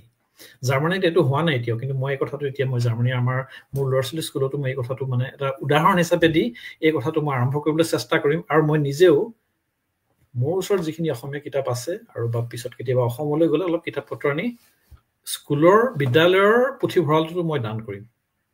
তেনেকৈ আমি আৰম্ভ কৰিব পাৰিম কথাখিনি এতিয়া কথা হৈছে কি এই যে ক'লে যে 40% মানুহে সুবিধাটো নাপায় কিন্তু আমাৰ এটলিষ্ট অসমত থকা মানুহখিনি যি নেকি এই সুবিধাটো পাইছে আমি আমাৰ মাতৃভাষাৰ বিদ্যালয়বিলাকৰ হা সুবিধাবিলাক এনেকুৱা ধৰণে বঢ়াব লাগিব যাতে আমাৰ অভিভাৱকসকলে চিন্তা কৰিবলগীয়া নহয় যে মোৰ ল'ৰা ছোৱালীক যদি মই মাতৃভাষাৰ স্কুলত দিওঁ তেওঁলোকে শিকিব নোৱাৰিব যাতে সেই উদ্বিগ্নতাটো যাতে নাহে আমাৰ অভিভাৱকসকলৰ কাৰণে গতিকে এইটো হ'ল আমাৰ আজিৰ আলোচনাৰ প্ৰধান টপিকৰ ভিতৰত এটা কথা আৰু এইখিনিতে কথা হৈছে যে গ্ৰন্থ কথাই কেনেকুৱা ধৰণে সহায় কৰিব পাৰে ইয়াত এতিয়া প্ৰবাহীসকল এতিয়া মই আহিছো এগেইন আকৌ এবাৰ প্ৰবাহীসকলৰ যিটো সমস্যা সেইটো লৈ মই নিজে এই কথাটো ইয়াত অনুভৱ কৰিছো যিহেতু আমাৰ শিশুসকলে আমাৰ অসমীয়া শব্দবিলাক নুশুনে গতিকে তেওঁলোকৰ সেই মই যিটো ক'লো যে অসমোচিছটো নহয় যে পেছিভ লাৰ্ণিংটো নহয় সাধাৰণতে সেই পেছিভ লাৰ্ণিংটো বহুত ইম্পৰ্টেণ্ট বহুত প্ৰয়োজনীয় কথা এটা মানুহে যেতিয়া কোনো এটা নতুন ভাষাৰ শব্দবিলাক এক্টিভলি ব্যৱহাৰ নকৰিলেও পেছিভলি যদি তেওঁলোকে চাৰিওফালে যদি শুনি থাকে তাৰ পৰা আমাৰ মগজুৱে বহুতখিনি কথা আহৰণ কৰি লয় শিকিব পাৰে সেইটো কাৰণে আমি ধৰা এতিয়া সৰুতে আমি হিন্দী যদিও পঢ়া নাছিলো কিন্তু যিহেতু টিভি চিৰিয়েলবিলাক চাইছিলো বা হিন্দী চিনেমাবিলাক চাইছিলো তাৰ পৰা আমি ভাষাটো শিকিছিলো ইয়াত আমি সেইটো এটা সমস্যা আছে মোৰ এতিয়া ল'ৰা ছোৱালী যেতিয়া জন্ম হ'ল ইয়াত মোৰ ছোৱালী এতিয়া 13 বছৰ ল'ৰা 8 বছৰ হৈছে অসমীয়া শিকাম বুলি তেতিয়াৰ পৰা তেওঁলোক সৰু থাকোঁতে ইয়াতকৈ যেতিয়া বহুত সৰু আছিলে তেতিয়াও মই এতিয়া ভাবিছিলোঁ যে কেনেকৈ শিকাওঁ এতিয়া ইহঁতক অসমীয়া ইয়াততো অসমীয়া শিকোৱাৰ কোনো স্কুল নাই কোনো হেৰি নাই তেতিয়া মই বিচাৰিছো যে আমাৰ অনলাইন মাধ্যমত বৈদ্যুতিন মাধ্যমত কিছুমান বস্তু আছে নেকি যাক মই যিবিলাক বস্তু ব্যৱহাৰ কৰি মোৰ ল'ৰা ছোৱালীক অসমীয়া ভাষাটো শিকাব পাৰোঁ মই এতিয়া আজিৰ পৰা 12 বছৰ 13 বছৰ আগৰ কথা কৈ আছো আজি হয়তো আৰু বহুতখিনি বস্তু বৈদ্যুতিন মাধ্যমত আহিছে কিন্তু সেই সময়ত অনলাইন মাধ্যমত অসমীয়া ভাষাৰ ভাণ্ডাৰ ইমানেই কম আছিলে যে একো ভাল এটা শিকাব পৰা বস্তু বিচাৰি পোৱাটো খুবেই কঠিন হৈছিলে প্ৰথমতে মই বিচাৰিছিলো কিছুমান কাৰ্টুন কাৰণ কাৰ্টুনৰ জৰিয়তে আমাৰ ল'ৰা ছোৱালীবিলাকে ইনডাইৰেক্টলি এটা ভাষা শিকিব পাৰে বহুত কথা শিকিব পাৰে আচলতে সেই সময়ত মই এনেকুৱা আমাৰ ল'ৰা ছোৱালীক শিকাব পৰাকৈ এনেকুৱা ভাল কাৰ্টুনৰ খুব অভাৱ আছিলে সেইটো সময়ত আজিকালি লাহে লাহে এতিয়া বাঢ়ি আহিছে বা অসমীয়া পদ্যবিলাক বোলে অনলাইন মাধ্যমত কৰবাত চাওঁ তেনেকুৱা ধৰণৰ একো সুবিধা নাছিলে এতিয়া গ্ৰন্থৰ কথা এটা খুব ভাল কাম এটা কৰিব পাৰে এতিয়া হ'ল যে আমাৰ অন্যান্য সাহিত্যিক সম্ভাৰৰ লগতে শিশু সাহিত্যৰ এটা শাখা যদি গ্ৰন্থৰ কথাত যদি এটা ভাগ যদি গ্ৰন্থৰ কথাত আমি যদি ফোকাস কৰি পেলাই আৰম্ভ কৰিব পৰা হয় তেতিয়াহ'লে বিদেশত থকা শিশুৰ কাৰণে হওক বা আমাৰ দেশৰ ভিতৰতে অসমৰ বাহিৰৰ বেলেগ ঠাইত বা ইভেন অসমত থকা নতুন প্ৰজন্মৰ কাৰণেও এইটো এটা খুব সহায়কাৰক কাম হ'ব কাৰণ মই যেটো কৈছো যে অসমোসিস শুনাটো এতিয়া মই ইয়াত যেহেতু মোৰ ল'ৰা-ছোৱালীক অসমীয়া ভাষা মই নিজে যিখিনি কওঁ হেতুৱে তেওঁলোকে শুনিব কিন্তু যেহেতু আৰু তৃতীয় কোনো এজন ব্যক্তি নাই যাৰ লগত মই কথা পাতি থাকিলে তেওঁ শুনিব পাৰে গতিকে সেই অসমোসিসটো আমি গ্ৰন্থ কথাৰ জৰিয়তে তেওঁলোকক দিব পাৰোঁ মই যদি মোৰ ল'ৰা-ছোৱালীক এতিয়া গ্ৰন্থ কথাৰ জৰিয়তে যদি কিছুমান শিশু সাহিত্যৰ বস্তু কিছুমান সাধু কিছুমান কাৰ্টুন কিছুমানৰ শাব্দিক ৰূপ শ্ৰাব্য হিচাপে যদি তেওঁলোকক যদি দিওঁ তেতিয়াহ'লে তেওঁলোকে সেই শব্দবিলাক শুনি থাকিব আৰু তাৰ জৰিয়তে তেওঁলোকে শিকিব পাৰিব গতিকে মই ভাবো যে এই ক্ষেত্ৰত গ্ৰন্থৰ কথা এটা খুবেই ডাঙৰ ভূমিকা ল'ব পাৰে আমি ধন্যবাদ জ্ঞাপন কৰিছো শ্ৰীমন্ত দা অতি সুন্দৰভাৱে কথাখিনি ব্যাখ্যা কৰিছে বহুকেইটা গুৰুত্বপূৰ্ণ কথা শ্ৰীমন্ত দাই উল্লেখ কৰিছে যে অসমীয়া ভাষাৰ বিশ্বৰ মাতৃভাষা কোৱা লোকসকলৰ মাজত অসমীয়া ভাষাৰ কি স্থান তাৰ লগে লগে তেখেতে উল্লেখ কৰিছে যে জাৰ্মানীত কি ধৰণৰ ব্যৱস্থা আছে মাতৃভাষাৰ বাবে সেই কথাও তেখেতে উল্লেখ কৰিছে আৰু গ্ৰন্থ কথাই কি কি কাম কৰিলে দৰাচলতে উপকৃত হ'ব প্ৰবাসী অসমীয়াখিনি উপকৃত হ'ব সেই বিষয়ে তেখেতে সুন্দৰভাৱে পৰামৰ্শ প্ৰদান কৰিছে আমি শ্ৰীমন্ত দাৰ ওচৰলৈ পুনৰ আহিম আৰু তেখেতৰ এই বহুমূলীয়া বক্তব্যৰ বাবে মই ধন্যবাদ জ্ঞাপন কৰিছো মই এবাৰ মৌচুমী বৰাৰ ওচৰলৈ পুনৰ আহিছো আৰু মৌচুমী বৰাৰ পৰা জানিব বিচাৰিছো যে আপোনাৰ যি সন্তান সেই সন্তান ছুইডেনতে থাকে অসমৰ বাহিৰত থাকে আৰু তেওঁলোকক অসমীয়াত কথা বতৰা পতাৰ বাবে আপুনি কিমান কষ্ট কৰিব লগা হৈছে বা কি ধৰণৰ ব্যৱস্থা ধন্যবাদ ৰঞ্জিত সুন্দৰ প্ৰশ্ন আকৌ এবাৰ প্ৰথমতেতো ঘৰৰ পৰাই আৰম্ভ হয় সকলোখিনি বস্তু ঘৰতেই আমি মানে অসমীয়া ভাষাত কথা কোৱাৰ পৰিৱেশটো ঘৰতেই গঢ়ি তুলিছিলো আমি দুয়ো অসমীয়াতে কথা পাতো প্ৰাঞ্জল আৰু মই দুইটা ল'ৰা-ছোৱালীৰ লগত সো আৰম্ভণি ঘৰৰ পৰাই তেনেকে দৈনন্দিন ব্যৱহাৰ হোৱা শব্দবোৰ বা অসমীয়াতে তেওঁলোক কোৱাৰ সময়ত যেতিয়া সৰু আছিলে খোৱাৰ সময় নিচুকনি গীতবোৰ অসমীয়াৰ সৰু সৰু কবিতা বা গান সৰু ল'ৰা-ছোৱালীৰ কাৰণে সেইবোৰ আমি অসমীয়াতেই মানে শুনাইছিলো তেওঁলোকক দুইটাকে তেনেকেই আৰম্ভণি আৰু অসমীয়া ভাষাৰ লাহে লাহে পাৰা হ'ল আৰু ইয়াৰ আৰু এটা কাৰণ আছিলে যে ককা আইতাকৰ লগত অসমত থকা আমাৰ পৰিয়ালবৰ্গৰ লগত যাতে সম্বন্ধটো আৰু মধুৰ হয় মিঠা হয় সেইটো এটা আমাৰ চেষ্টা আছিল যাতে অসমীয়া যাতে কথাখিনি পাতিলে তেওঁলোকৰ লগতো ফোনতে হওক যেহেতু সঘনাই যাব নোৱাৰো বা আহিব নোৱাৰো তেওঁলোকো আহিব নোৱাৰে ফোনতে কথা পতা হয় সেই অসমীয়া ভাষাটোৰ জৰিয়তে যাতে তেওঁলোকৰ লগত মানে সম্বন্ধটো অটুট থাকে মিঠা হয় সম্বন্ধটো সেইটো এটা চেষ্টা আছিলে পৰিয়ালবৰ্গৰ লগত ককা আইতাৰ লগত সম্বন্ধটো ভাল কৰাৰ বা সেই অসমীয়া ভাষাটো তেনেকেই আচলতে শিকাবলৈ আমি ললো ক'ব পাৰে ভালদৰে বুজিও পায় এতিয়া শিকাও লিখিবলৈ বা পঢ়িবলৈ শিকোৱাটোৰ দায়িত্ব আছে সেইখিনিও কৰিব লাগিব লাহে লাহে মানে ভাবো যে আমাৰ নৱ প্ৰজন্মই মানে মাতৃভাষাটো যদি শিকে ভালকৈ তেতিয়া প্ৰবাসতো এই ভাষাটো তেওঁলোকে ভাষাটো জীয়াই থাকিব প্ৰবাসত থকা কোন ল'ৰা-ছোৱালী যদি এই ভাষাটো শিকে অসমীয়া ভাষাটো জীয়াই থাকিব আৰু প্ৰচাৰো হ'ব বহুত ভালদৰে সেইটো এটা চেষ্টা নেক্সট জেনেৰেশ্যনত উঠি অহা নতুন প্ৰজন্মই যাতে ক'ব পাৰে আমি ক'ৰ পৰা আহিছো আমাৰ ঘাই শিপাডাল ক'ত আৰু অসমীয়া আমাৰ ভাষাটো ইমান মিঠা আমাৰ সংস্কৃতি হওক আমাৰ ভাষা সাহিত্য হওক যেতিয়া ভাষাটো জানিব তেওঁলোকে সেই কথাবোৰ গীত মাতবোৰ সেইবিলাকৰ লগতো তেওঁলোক খুব ধুনীয়াকে জড়িত হ'ব পাৰিব বুজি পাব সেইটো এটা প্ৰচেষ্টা সেয়াই আৰু যত্ন কৰি আছো সুন্দৰ লাইন এটা কৈছে যে যদি নৱপ্ৰজন্মই বিচাৰে তেতিয়াহ'লে প্ৰবাহত অসমীয়া ভাষা সদায় কাৰণে জীয়াই থাকিব মই মৌচুমী বৰাক ধন্যবাদ জ্ঞাপন কৰিছো মই দেৱাঞ্জন বৰঠাকুৰৰ ওচৰলৈ আহিবলৈ বিচাৰিছো দেৱাঞ্জনৰ পৰা এটা কথা জানিব বিচাৰিছো তুমি আপুনি বিশ্বৰ বিভিন্ন প্ৰান্তৰ ছাত্ৰ ছাত্ৰীক পঢ়ায় এগৰাকী শিক্ষক হিচাপে টৰন্টো বিশ্ববিদ্যালয়ৰ এগৰাকী শিক্ষক হিচাপে পৃথিৱীৰ বিভিন্ন প্ৰান্তৰ ছাত্ৰ ছাত্ৰীক আপুনি লগ পাইছে আপুনি এগৰাকী শিক্ষক হিচাপে তেওঁলোকক পাঠদান কৰিছে সো তেওঁলোকৰ মাজত মাতৃভাষা শিকাৰ যিটো প্ৰৱণতা আৰু অসমীয়া যিখিনি প্ৰবাসী অসমীয়া আছে তেওঁলোকৰ মাজৰ যিটো মাতৃভাষা শিকাৰ প্ৰৱণতা তাৰ এটা কিবা পাৰ্থক্য দেখিছে নেকি নে এই প্ৰৱণতা একেই থকা বুলি আপুনি ভাবে দেৱাঞ্জন মাইকটো অন কৰি ল'ব, মাইকটো অন কৰি ল'ব, মিউট কৰা আছে আপোনাৰ। হয়, এতিয়া শুনা পাইছে ন? সেইটো এটা ভাল প্ৰশ্ন, কিন্তু মানে অসমীয়া ষ্টুডেণ্ট মই তেনেকে পোৱা নাই, চ' সেইকাৰণে অলপ ক'বলৈ কম্পেয়াৰ কৰিবলৈ অসুবিধা। কিন্তু যিসকল মই এছিয়ান ষ্টুডেণ্ট দেখিছোঁ, তেওঁলোকে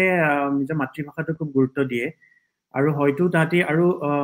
শ্ৰীমন্ত ভূঞা ডাঙৰীয়াই এটা কথা কৈছে যে আমাৰ মাল্টিলিংগুৱেলিজমটো কিয় ইমান ইম্পৰ্টেণ্ট, আৰু সেইটো আচলতে এছিয়ান কাণ্ট্ৰিবিলাকত খুব গুৰুত্ব দিয়া হয় যেন মোৰ লাগে। যদিও বা তাহাঁতি খুব ভাল ইংৰাজী নকয়, কিন্তু তাহাঁতি ইংৰাজী ঠিকেই লিখিব পাৰে, আৰু টেকন'লজিত তাহাঁতি এনেও আগবঢ়া, আৰু তাহাঁতি নিজৰ মাতৃভাষাটো ধৰি ৰাখে। মই ডাইৰেক্ট কম্পেৰিজনটো দিব নোৱাৰিম, মানে অসমীয়া ল'ৰা ছোৱালী আৰু বাকী এছিয়ানখিনিৰ ক্ষেত্ৰত। আপুনি বিশেষকৈ তাত থকা বিভিন্ন দেশৰ যিসকল ছাত্ৰ ছাত্ৰী আছে তেওঁলোকৰ মাজৰ প্ৰৱণতাটো কেনে হৈছে সেইটো ক'লে। সেইটো মানে এনেই মই যিটো কৈছো যে তাহাঁতি এছিয়ান ল'ৰা ছোৱালীয়ে সাধাৰণতে নিজৰ মাতৃভাষাটো খুবেই ভাল পায়, আৰু তাহাঁতৰ মানে মোৰতো এনেকুৱা অভিজ্ঞতাও হৈছে যে এবাৰ ষ্টুডেণ্টে মানে চাইনিজতে কিছুমান কথা লিখি দিছিলে, তেতিয়া মই আকৌ নিজে ট্ৰেঞ্চলেট কৰি পেলাই হেৰি কৰিলোঁ, কিন্তু মই ক'লো যে এইটো চাইনিজত নিলিখিবা, নিজৰ ভাষাত মানে ইংৰাজীত লিখিব লাগিব। চ' সেইটো এটা কথা। আৰু কিন্তু মই নিজৰ অভিজ্ঞতা ক'ব পাৰোঁ যে মই যদিও অসমীয়া মাধ্যমত পঢ়িছিলোঁ, মই ইঞ্জিনিয়াৰিং পাছ কৰালৈকে মই অসমীয়াত একো লিখাই নাছিলোঁ ক'ব গ'লে। কিন্তু যেতিয়া মই অলপ অসমৰ পৰা আঁতৰি আহিলোঁ, তেতিয়া অলপ টানটো বেছি অনুভৱ কৰিবলৈ আৰম্ভ কৰিলোঁ। আৰু এইটো আই থিংক শ্ৰীমন্তদেৱে এবাৰ উল্লেখ কৰিছিলে আগৰ মিটিং এটা। চ' তেতিয়া মই ভাবোঁ যে মানে হয়তো যিটো আমি বাহিৰত থাকোঁ, আমাৰ প্ৰজন্মটোৰ কথা কৈছোঁ, যে আমি হয়তো এটা টানটো খুব বেছিকৈ অনুভৱ কৰোঁ, আৰু সেইকাৰণে হয়তো আমি অসমীয়া ভাষাৰ চৰ্চা কৰিবলৈ আগ্ৰহী হ'লোঁ। আৰু যিখিনি ল'ৰা ছোৱালীক মই পঢ়াওঁ, মানে মই ইভেন পাকিস্তানৰ দেখিছোঁ বা বেংগলী মানুহখিনিও দেখিছোঁ, মানে যিখিনি বাংলাদেশৰ হয় তাহাঁতিও কিন্তু নিজৰ ভাষাটোৰ প্ৰতি তাহাঁতি সচেতন হয় ছাত্ৰ ছাত্ৰীসকল। অৱশ্যে ইয়াত জন্ম হোৱাখিনি কিমান বেছি আগ্ৰহী সেইটো ক'ব নোৱাৰিম, কিন্তু যিসকল বাহিৰৰ পৰা আহিছে তেওঁলোক যথেষ্ট পৰিমাণে মানে নিজৰ ভাষাটোৰ প্ৰতি তেওঁলোকৰ আকৰ্ষণ আছে। আৰু এটা কথা মই এনেই কওঁ, মানে যিটো শ্ৰীমন্তদাই কোৱাৰ কথাৰ ওপৰত ভিত্তি কৰি, যে আমাৰ অসমত যিটো অসমীয়া মাধ্যমৰ প্ৰতি এটা অনীহা খুব বেছি আমি দেখা পাওঁ। সাধাৰণতে এইবোৰ বস্তু মই লিখি ভাল পাওঁ, কোৱা ইমান নহয়। তাৰ এটা মূল কাৰণ মই যিটো ভাবোঁ যে সেইটো হৈছে যে আমাৰ ল'ৰা ছোৱালীবিলাকৰ ইংৰাজী কোৱাৰ দক্ষতাটো কমি যায় অসমীয়া মিডিয়ামত, কাৰণ সেইটো গুৰুত্ব দিয়া নহয়। আৰু সেইটো এটা মানে চেলিং পইণ্ট টাইপৰ হয় ইংলিছ মিডিয়ামৰ স্কুলৰ কাৰণে, যে ইয়াত পঢ়িলে কৰ্পৰেট ছেক্টৰৰ চাকৰিৰ কাৰণে ভাল হ'ব, আৰু যিহেতু ইংৰাজী কোৱাৰ দক্ষতাটো বাঢ়ি যায় ন, সেইটো যথেষ্ট প্ৰয়োজনীয়। চ' সেই বস্তুটোত যদি আমি অসমত এটলিষ্ট গুৰুত্ব দিয়া হয়। আৰু এটা মোৰ এটা প্ৰবন্ধ আছিলে, প্ৰবন্ধটোৰ নাম আছিলে খিচিৰি মাধ্যম বুলি। এইটো চৰকাৰ সমালোচনা কৰি লিখিছিলোঁ, যে তেওঁলোকে যিহেতু অংক আৰু বিজ্ঞান ইংৰাজী ভাষাত কৰাৰ এটা পোষকতা কৰিছিল,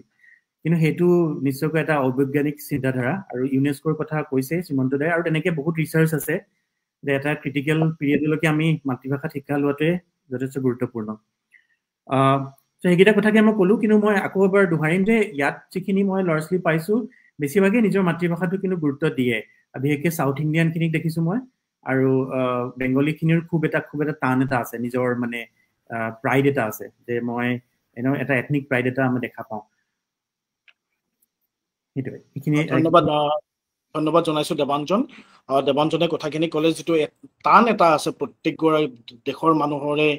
প্ৰতিটো জনসমষ্টিৰে নিজৰ মাতৃভাষাৰ প্ৰতি যি এটা টান আছে, এই টানটোৰ কথা দেৱাঞ্জনে উল্লেখ কৰিছে। মই ধন্যবাদ জ্ঞাপন কৰিছোঁ। মই হীৰকজ্যোতি কাকতিৰ ওচৰলৈ আহিব বিচাৰিছোঁ, আৰু হীৰকজ্যোতি কাকতিৰ পৰা দৰাচলতে জানিবলৈ বিচাৰিছোঁ যে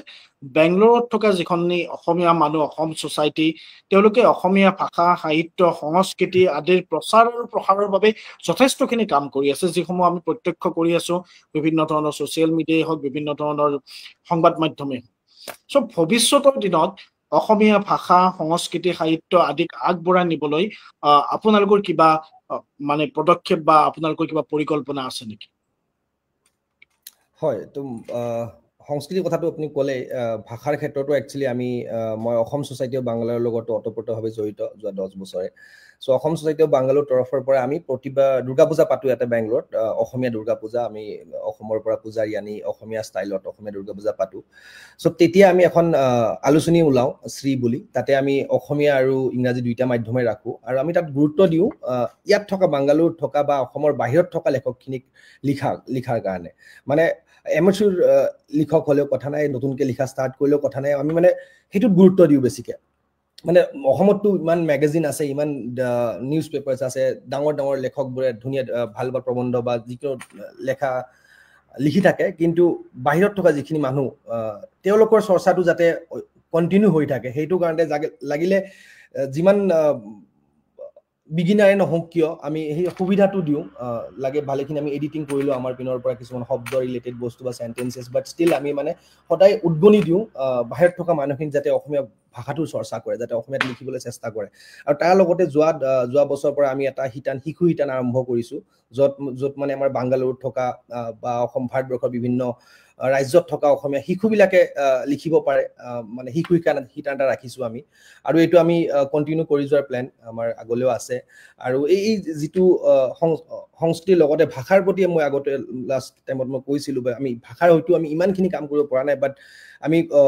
লাহেকৈ হ'লে আমি চেষ্টা চলাই আছোঁ। আমাৰ যেনেকৈ অলৰেডি কৈছিলে প্ৰাণজিতে, আমাৰ নামঘৰ এটা আছে বেংগলত, চ' নামঘৰত আমাৰ এটা পুথিভঁৰাল আছে, নতুন পুথিভঁৰালত আমাৰ ভালেখিনি অসমীয়া কিতাপ ৰখা হয়। তাতে যিকোনো এজন মানুহ নামঘৰত গ'লে বেংগলোৰত থকা মানুহে আমাৰ অসমীয়া কিতাপবোৰ পঢ়িব পাৰে। আৰু তাৰ বাহিৰেও যোৱা বছৰ আমি ইয়াতে বেংগলোৰত এটা অসম সাহিত্য সভাৰ শাখা এটা জন্ম দিছোঁ, যাৰ যোগেদি আমি এটা প্ৰয়াস আমাৰ চলাইছোঁ যাতে আমাৰ অসমীয়া ভাষাটোৰ আমি প্ৰসাৰ কৰিব পাৰোঁ, এটলিষ্ট আমাৰ অসমীয়াখিনিৰ মাজত, যিখিনি অসমীয়া আমাৰ বাংগালুৰুত থাকে বা এতিয়া নৱপ্ৰজন্ম উঠি অহা যিখিনি ল'ৰা ছোৱালী আছে তেওঁলোকৰ মাজত যাতে আমি অসমীয়া ভাষাটো প্ৰসাৰ কৰিব পাৰোঁ, তাৰ কাৰণে আমি চেষ্টা চলাইছোঁ। নৰ্মেলিটো আমি আগতে মই ক'লোঁ অসম ছ'চাইটি অফ বাংগালুৰু আছে, শ্ৰীমন্ত শংকৰদেৱ কালচাৰেল ছ'চাইটি, আমি বিভিন্ন আমাৰ অসমীয়া সমাজৰ যোগেদি আমি সংস্কৃতিবোৰ কথাটো কৰি আছোঁ, কিন্তু আমি সাহিত্য সভাৰ যোগেদি বেংগলোৰ শাখাৰ যোগেদি আমি বিভিন্ন ধৰণৰ আপুনি ধৰক ৰাভা দিৱস বা তেনেকুৱা ধৰণৰ যিটো আমাৰ অসমৰ বহুত মান ৰাখা মানে যিখিনি কাম কৰি গৈছে তেওঁলোকৰ জন্ম বাৰ্ষিকী হওক বা মৃত্যু বাৰ্ষিকী, তেনেকুৱা ধৰণত আমি কিছুমান অনুষ্ঠান কৰি গৈ আছোঁ, আগলৈও আমাৰ কৰা প্লেন আছে। সেই তাৰ লগতে সংগতি ৰাখি আমি ভাষাটোত আমি একচুৱেলি অলৰেডি কথা পাতি আছোঁ, কিন্তু আমি একচুৱেলি ভাবি পোৱা নাছিলোঁ, মানে কাৰণ কেনেকৈ আমি বস্তুটো মানে এটা কোৰ্চ বা কেনেকৈ আমি বস্তুটো আমি প্ৰেজেণ্ট কৰোঁ আমাৰ নৱপ্ৰজন্মক। কিন্তু মই এতিয়া ৰিচেণ্টলি যেতিয়া গম পাইছোঁ গ্ৰন্থ কথা এনেকুৱা এটা প্ৰয়াস লৈ আছে, আমি ডেফিনেটলি আমাৰ ফালৰ পৰা বেংগলোৰ অসম সাহিত্য বেংগলোৰ শাখাৰ তৰফৰ পৰা যিখিনি সহায় সহযোগিতা কৰিবলৈ আমি ডেফিনেটলি কৰিম, কাৰণ এই বস্তুটোৰ কাৰণে আমি নিজে আগ্ৰহী আৰু আমি বহুত কথাও পাতিছোঁ, কিন্তু মানে আমি এতিয়ালৈকে এটা মানে কনক্লুজনত আহিব পৰা নাই বা কেনেকুৱা ধৰণৰ প্ৰচেষ্টাটো চলোৱা হ'ব। আগতে দেখিছোঁ আমি বহুতে এনেকুৱা ধৰণৰ প্ৰচেষ্টা লৈছে, কিন্তু বস্তুবোৰ ল'লেও কেনেকুৱা হয়, বস্তুটো কণ্টিনিউ নহয়, মানে হয়তো কিছুমান ছেশ্যনছ হৈ যায়, তাৰপিছত বস্তুটো বন্ধ হৈ যায়, মানে ফলপ্ৰসূ হৈ অহা নাই। চ' সেইটো কাৰণে হয়তো মই এটা মোৰ ফালৰ পৰা মই এটা উপদেশো দিব বিচাৰিম, হয়তো আমি পিছত অফলাইন ভালকৈ ডিছকাছ কৰিব পাৰিম, যদি আমি গ্ৰন্থ কথা এটা কাৰিকুলাম বনাই আমি এতিয়া বৰ্তমান আমাৰ জেন নহয় জানো, জেন আলফা আহিছে, মোৰ ইনফেক্ট নিজৰ ল'ৰা এতিয়া জেন আলফা। চ' আজিকালি জেনেৰেশ্যনটো অলপ মানে কি মই ডিছক্ৰিমিনেট কৰিব বিচৰা নাই, বাট আমাৰ যিমান আগ্ৰহ আছে আমাৰ অসমীয়াৰ প্ৰতি বা অসমীয়া জাতিৰ প্ৰতি বা জাতীয়তাবাদ যিটো বস্তু মই ক'ব বিচাৰিছোঁ, সেইটো ক্ষেত্ৰত অলপ হয়তো মই কম দেখিছোঁ। মই জেনেৰেশ্যনৰ কথাই কৈছোঁ, ইয়াতে যিখিনি পঢ়ি থকা ল'ৰা বেংগলোৰতো আছে, ইমানখিনি মানে ইণ্টাৰেষ্টেড নহয়। চ' আমি সেইখিনি মানুহক আমি ইণ্টাৰেষ্টেড কৰাব লাগিব। আৰু এতিয়া যদি নৱপ্ৰজন্মৰ কথা কৈছোঁ, যিটো মানে এতিয়াতো কলেজত পঢ়া ল'ৰা এটাই অসমীয়া শিকিব লিখিব পৰাটো বহুত ডাঙৰ কথা একচুৱেলি, তাত তেওঁলোকে একচুৱেলি এতিয়ালৈকে কৰিব লাগিছিলে। কিন্তু এতিয়া যদি মই উঠি অহা ল'ৰাখিনি যিখিনি মানে ধৰক আপোনাৰ বিল' 10 years আছে তেওঁলোকৰ কথা কওঁ, সেইটো জেনেৰেশ্যনক যদি আমি অসমীয়া ভাষাটোৰ প্ৰতি আগ্ৰহী কৰি তুলিব লাগে, এই কাৰিকুলামটোত আমি অলপ ইণ্টাৰেষ্টিং কৰিব লাগিব। মানে নৰ্মেল নহয়, আপুনি ধৰক এটা লেচন এটা দিলে, লেচনটোৰ তলত আপুনি এটা পাজল দিয়ক, মানে এটা ইণ্টাৰেষ্টিং বনাব লাগিব। মানে হয়তো মই নাজানো, আজি মোৰ আই ডোন্ট হেভ এ প্লেন, বাট মানে আমি যদি এনেকুৱা এটা ইণ্টাৰেক্টিভ বস্তু এটা বনাব পাৰোঁ যে মই বস্তুটো পঢ়িছোঁ, মোৰ ইণ্টাৰেষ্ট এটা জাগিছে। কাৰণ আজিকালি যিখিনি দেখিছোঁ মানে মানুহখিনি আমাৰ জেন জি জেনেৰেশ্যনৰ ল'ৰা ছোৱালীখিনিৰ ওপৰত মানে ইমান এটা ইণ্টাৰেষ্ট নাই, কিন্তু সেই ইণ্টাৰেষ্টটো আমি আনিব লাগিব। আৰু সেইটো দায়িত্ব আমাৰেই, কিন্তু আমাৰ জেনেৰেশ্যনটোৰে দায়িত্ব সেইটো, কেনেকৈ আমি যেতিয়া কোৰ্চ এটা বনাইছোঁ, কোৰ্চটো কেনেকৈ অলপ মানে আমি ইণ্টাৰেষ্টিং কৰিব পাৰোঁ। কিবা এটা ছাপ'জ চিলেবাছ এটা নৰ্মেলি কি হয়, যিকোনো আপুনি যদি চাই, আমি যদি ইউটিউবত ভিডিঅ' চাওঁ, যিকোনো কোৰ্চ এটা আমি ইউটিউবত পাই যাওঁ, অলপ টাইম চোৱাৰ পিছত আমি নিজে ব'ৰ হৈ যাওঁ। যদি মোৰ বস্তুৰ ওপৰত ইণ্টাৰেষ্ট নাথাকে, মই ডেফিনেটলি আৰু বেছি ব'ৰ হ'ম। চ' সেই বস্তুবোৰ অলপ আমি ইণ্টাৰেষ্টিং কৰিব পাৰিব লাগিব। কেনেকৈ হয়তো মই নাজানো আজি, কিন্তু মানে আমি যদি কিবা এটা কৰিব পাৰোঁ, কিবা এটা লেচন এটা দিলোঁ, লেচনটো দিয়াৰ পিছত কিবা এটা ইণ্টাৰেষ্টিং পাজল দিলোঁ, পাজলটো ছল্ভ কৰিব, মানুহজনৰ ইণ্টাৰেষ্ট সোমাই গ'ল। সেই ইন্টাৰেষ্টটো পাজলটো এনেকুৱা পাজল হ'ব লাগে যিটো মানে আমাৰ ভাষা ৰিলেটেড হয়তো কিবা এটা মানে ধৰক কিবা বৰ্ণ দিলোঁ আমি বৰ্ণ মিলোৱা কিবা মিলোৱা এনেকুৱা পাজল বিভিন্ন ধৰণৰ পাজল আমাৰ এভেইলেবল আছে সেনেকুৱা ধৰণৰ কিবা বস্তু আমি কিবা ইণ্টাৰেষ্টিং বস্তু আমি ইনক্লুড কৰিব লাগিব কাৰিকুলামটোত যাক দেখি কেনে মানুহ যদি কোনোবা এজন যদি কোৰ্চটো জইন কৰিছে যদি নৱপ্ৰজন্ম কোনোবা এজনে মানে ষ্টাৰ্ট কৰিছে যাতে সেই বস্তুটো কণ্টিনিউ কৰে পিছলৈকে মানে এনেকুৱা চেলেঞ্জ টাইপ থাকিব লাগে বা মানে exactly I don't have the plan as I said মানে এনেকুৱা আমি কিবা এটা কৰিব লাগে যাতে বস্তুটো ইণ্টাৰেষ্টিং হয় আৰু আমাৰ নৱপ্ৰজন্মৰ আগ্ৰহটো জাগে আৰু বস্তুটো কণ্টিনিউ কৰে কাৰণ কণ্টিনিউ কৰিলেহে হ'ব আমি যদি অলপ যদি পঢ়ো অলপ অসমীয়া পঢ়ি তাৰপিছত যদি বাদ দিওঁ কথাটো আল্টিমেটলি একে হৈ যায় ক'ব তোমাৰ ঘৰত থাকি মাক দেউতাকে কথোপকথন যিটো সেইখিনি তোমাৰ কৰি থাকিব কিন্তু লিখাটো বহুত ইম্পৰ্টেণ্ট আমাৰ অসমীয়া ভাষাটো লিখা আৰু শুদ্ধকৈ লিখাটো বহুত ইম্পৰ্টেণ্ট আমি যদি অসমীয়া জাতি আমি যদি অসমীয়াটো শুদ্ধকৈ নিলিখো বেলেগে নিলিখে আমাৰ অসমত মই অলপতে কৈছিলোঁ যিখিনি অসমীয়া নেটিভ স্পিকাৰ আছে তাৰ বাহিৰে হয়তো আৰু 8.5 মিলিয়ন সামথিং আমাৰ আছামিজ স্পিকাৰ আছে যাৰ হয়তো second language so they don't write in Assamese but Asomiya কথা কয় সো আমি সেইখিনি মানুহৰ ওপৰত আমি নিজে যিখিনি নেটিভ স্পিকাৰ হয় আমি যিখিনি আমি অসমীয়া লিখো অসমীয়া সেইখিনি মানুহে গুৰুত্ব দিব লাগিব আমি লিখোৱাটোত কেনেকৈ শুদ্ধকৈ লিখাব পাৰো সো সেইখিনিয়ে ধন্যবাদ হীৰকজ্যোতি কাকতি অতি সুন্দৰভাৱে কথাটো ব্যাখ্যা কৰিছে আমি জেন জিৰ পৰা এটা জেড আলফা বুলি কয় জেন জি আমি কিদৰে অসমীয়া ভাষাক লৈ যাম তেওঁলোকক কিদৰে আগ্ৰহী কৰি শিকাম বা শিকাবলৈ বাধ্য কৰিম অলপ আগতে শ্ৰীমন্ত দাও এই কথাটো কৈছে যে আমি যদি কাৰ্টুনৰ মাধ্যমেৰে বা আন মাধ্যমেৰে তাত আমি দেখুৱাব পাৰো বা আন মাধ্যমেৰে যদি আমি অসমীয়া ভাষাক লৈ যাব পাৰো তেতিয়াহ'লে নিশ্চয়কৈ কামত আহিব আমাৰ বহু কেইগৰাকী ব্যক্তি আমাক কমেন্ট দিছে আমাৰ ফেচবুকত ছচিয়েল মিডিয়াত আমাৰ পৰা কিছু কথা জানিব বিচাৰিছে মই এগৰাকীৰ পিছত এগৰাকী ব্যক্তিৰ কমেন্টসমূহ মই পঢ়ি দিবলৈ বিচাৰিছো ভাস্কৰ জ্যোতি আচাৰ্য লিখিছে যে অসমীয়া ভাষা শিক্ষণৰ পদক্ষেপৰ কথা জানি ভাল পাইছো আমি ব্যক্তিগতভাৱে এই দিশত ইতিমধ্যে আগবাঢ়িছো ভইচ ক্ৰাফ্টৰ জৰিয়তে আমি এই প্ৰয়াস কৰি আছো আমি ধন্যবাদ জ্ঞাপন কৰিছো ভাস্কৰ জ্যোতি আচাৰ্যক আৰু তেখেতৰ এই প্ৰয়াসৰ বাবে আৰু ভাস্কৰ জ্যোতি আচাৰ্য গ্ৰন্থকথাৰ এগৰাকী শুভাকাংক্ষী ইতিমধ্যে তেখেতে আমাৰ গল্প পাঠ কৰিছে ক্ষমা কৰিব নয়নজ্যোতি শৰ্মাৰ এটা গল্প বেঘনী হেঁহাসুৰ নামৰ গল্পটো তেখেতে পাঠ কৰিছে এই চেগতে ভাস্কৰ জ্যোতি আচাৰ্যকো আমি ধন্যবাদ জ্ঞাপন কৰিছো আন কেইবাগৰাকী ব্যক্তিয়ে আমাক কমেন্ট দিছে মই সেইখিনিলৈ যাবলৈ বিচাৰিছো ডক্টৰ বুলজিৎ বুঢ়াগোহাঁই লিখিছে গ্ৰন্থকথাৰ সুন্দৰ পদক্ষেপ অংশগ্ৰহণ কৰা সকলোকে ধন্যবাদ জ্ঞাপন কৰিছো মনৰ ভাৱ এটা প্ৰকাশ কৰিব খুজিছো আলোচনা কৰা বিষয়টোৰ ওপৰত আমি ভাবো প্ৰবাসী অসমীয়া নৱপ্ৰজন্মক মাতৃভাষা অসমীয়া ভাষা শুদ্ধকৈ ক'বৰ বাবে আকাশবাণীৰ অসমীয়া অনুষ্ঠানবোৰ নিয়মীয়াকৈ শুনাব পাৰে আৰু অসমীয়া ভাষাত লিখিবলৈ আৰু পঢ়িবলৈ শিকিবৰ বাবে বয়স অনুপাতে অসমীয়া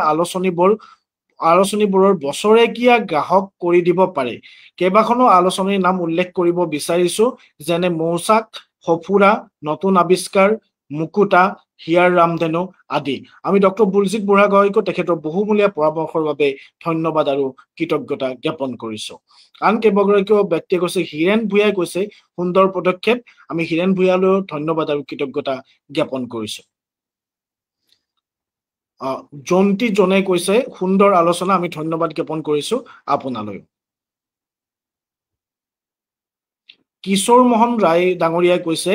মই এজন নতুন শ্ৰোতা হিচাপে অনুধাৱন কৰিছো গ্ৰন্থকথাৰ উদ্দেশ্য অসমীয়া ভাষাৰ শুদ্ধকৈ শিকনৰ ক্ষেত্ৰত লোৱা যি ভূমিকা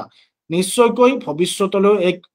উৎকৃষ্ট অনুষ্ঠান বা গোট হ'ব আমি ধন্যবাদ জ্ঞাপন কৰিছো কিশোৰী মোহন ৰায় ডাঙৰীয়াক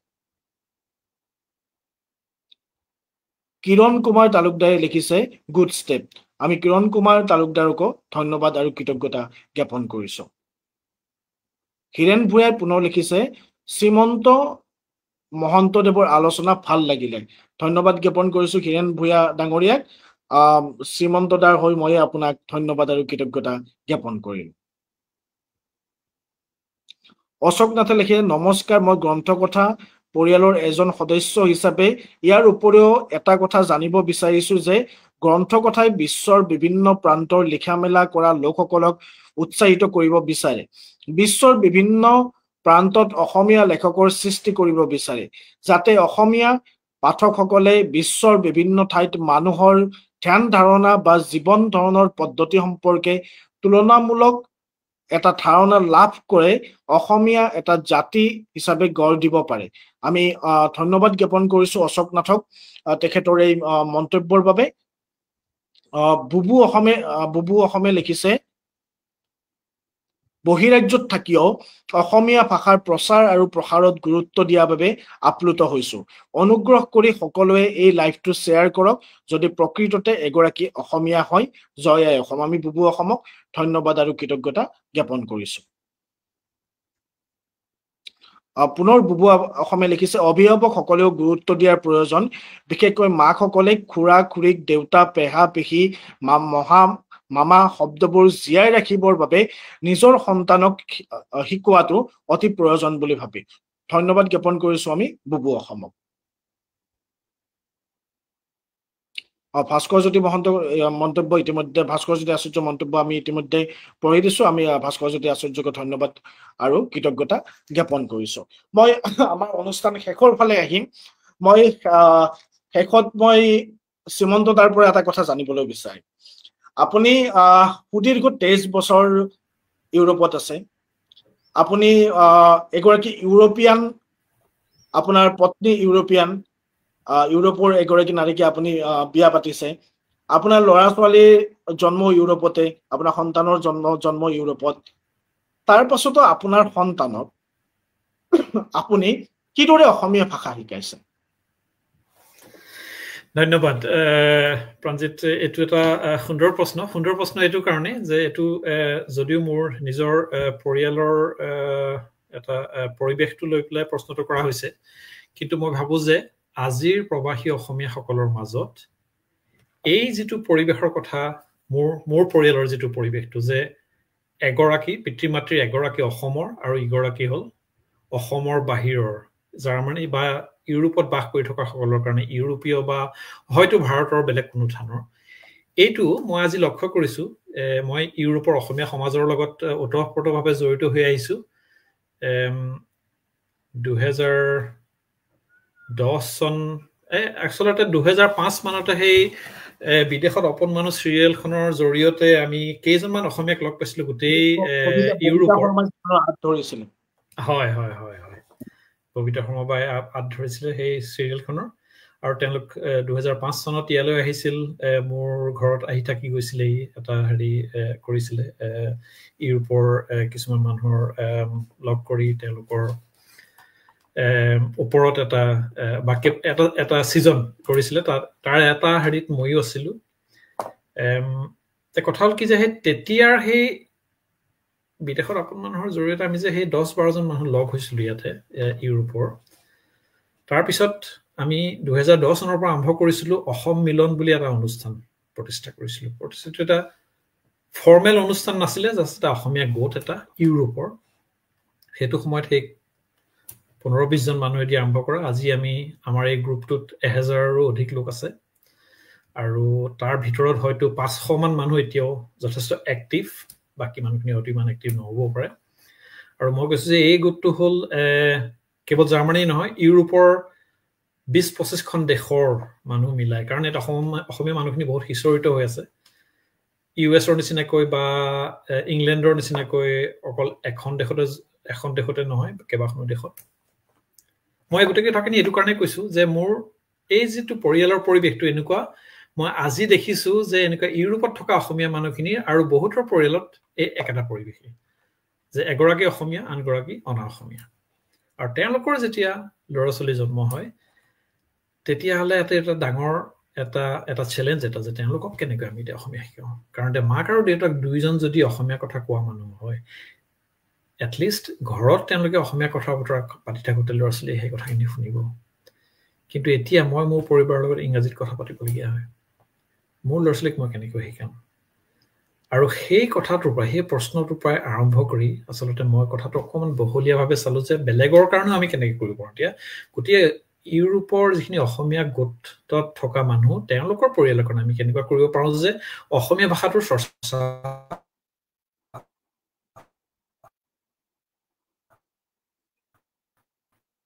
আৰু অলপ বাঢ়ি যায়। অকল শুনি আছেনে বাৰু মোৰ মাতটো? অ'কে। তেওঁলোক এতিয়াও বয়সত অলপ সৰু, গতিকে ল'ৰা ছোৱালী তেওঁলোকৰ হয়তো হোৱা নাই, কিন্তু তেওঁলোকেওতো অসমীয়া ভাষা চৰ্চা কৰিব বিচাৰে। গতিকে মই কৰি ধৰিছিলোঁ কেইবাটাও মই পদক্ষেপ লৈছিলোঁ প্ৰথমতে মোৰ নিজৰ পৰিয়ালতে আৰম্ভ কৰি যে অকণমানিকেইটাক যেতিয়াৰ পৰা মই অসমীয়া সাধু কথা অসমীয়া কিবা কাৰ্টুনৰ হেৰিবিলাক মই ঘৰলৈ গ'লে সেইবিলাক লৈ আহিছিলোঁ আৰু প্ৰত্যেক দেওবাৰে যেতিয়া আমি ঘৰলৈ ফোন কৰোঁ ইয়াৰ পৰা মা দেউতাৰ লগত কথা পাতিবলৈ তেতিয়া মই জোৰ দিছিলোঁ যে মা দেউতাই যাতে ইংৰাজী শব্দবিলাক কোৱাতকৈও অসমীয়াত যাতে কয় আৰু মই মোৰ ল'ৰা ছোৱালীক তেতিয়া বুজাই দিম সেই শব্দবিলাক কেনেকুৱা কি তেনেকৈ লাহে লাহে আৰম্ভ কৰি মই আজি অতি সুখী যে আজিৰ দিনত মোৰ ল'ৰা আৰু ছোৱালীয়ে এতিয়া ককালৈ যেতিয়া ফোন কৰে ককালৈ ফোন কৰোঁতে মোৰ দেউতা তেওঁলোকে ধুনীয়াকৈ অসমীয়াত এটলিষ্ট কেইটামান বাক্য খুব ধুনীয়াকৈ কৰি ভাৱ বিনিময় কৰিব পাৰে আৰু তাতে হ'ল আৰম্ভণিটো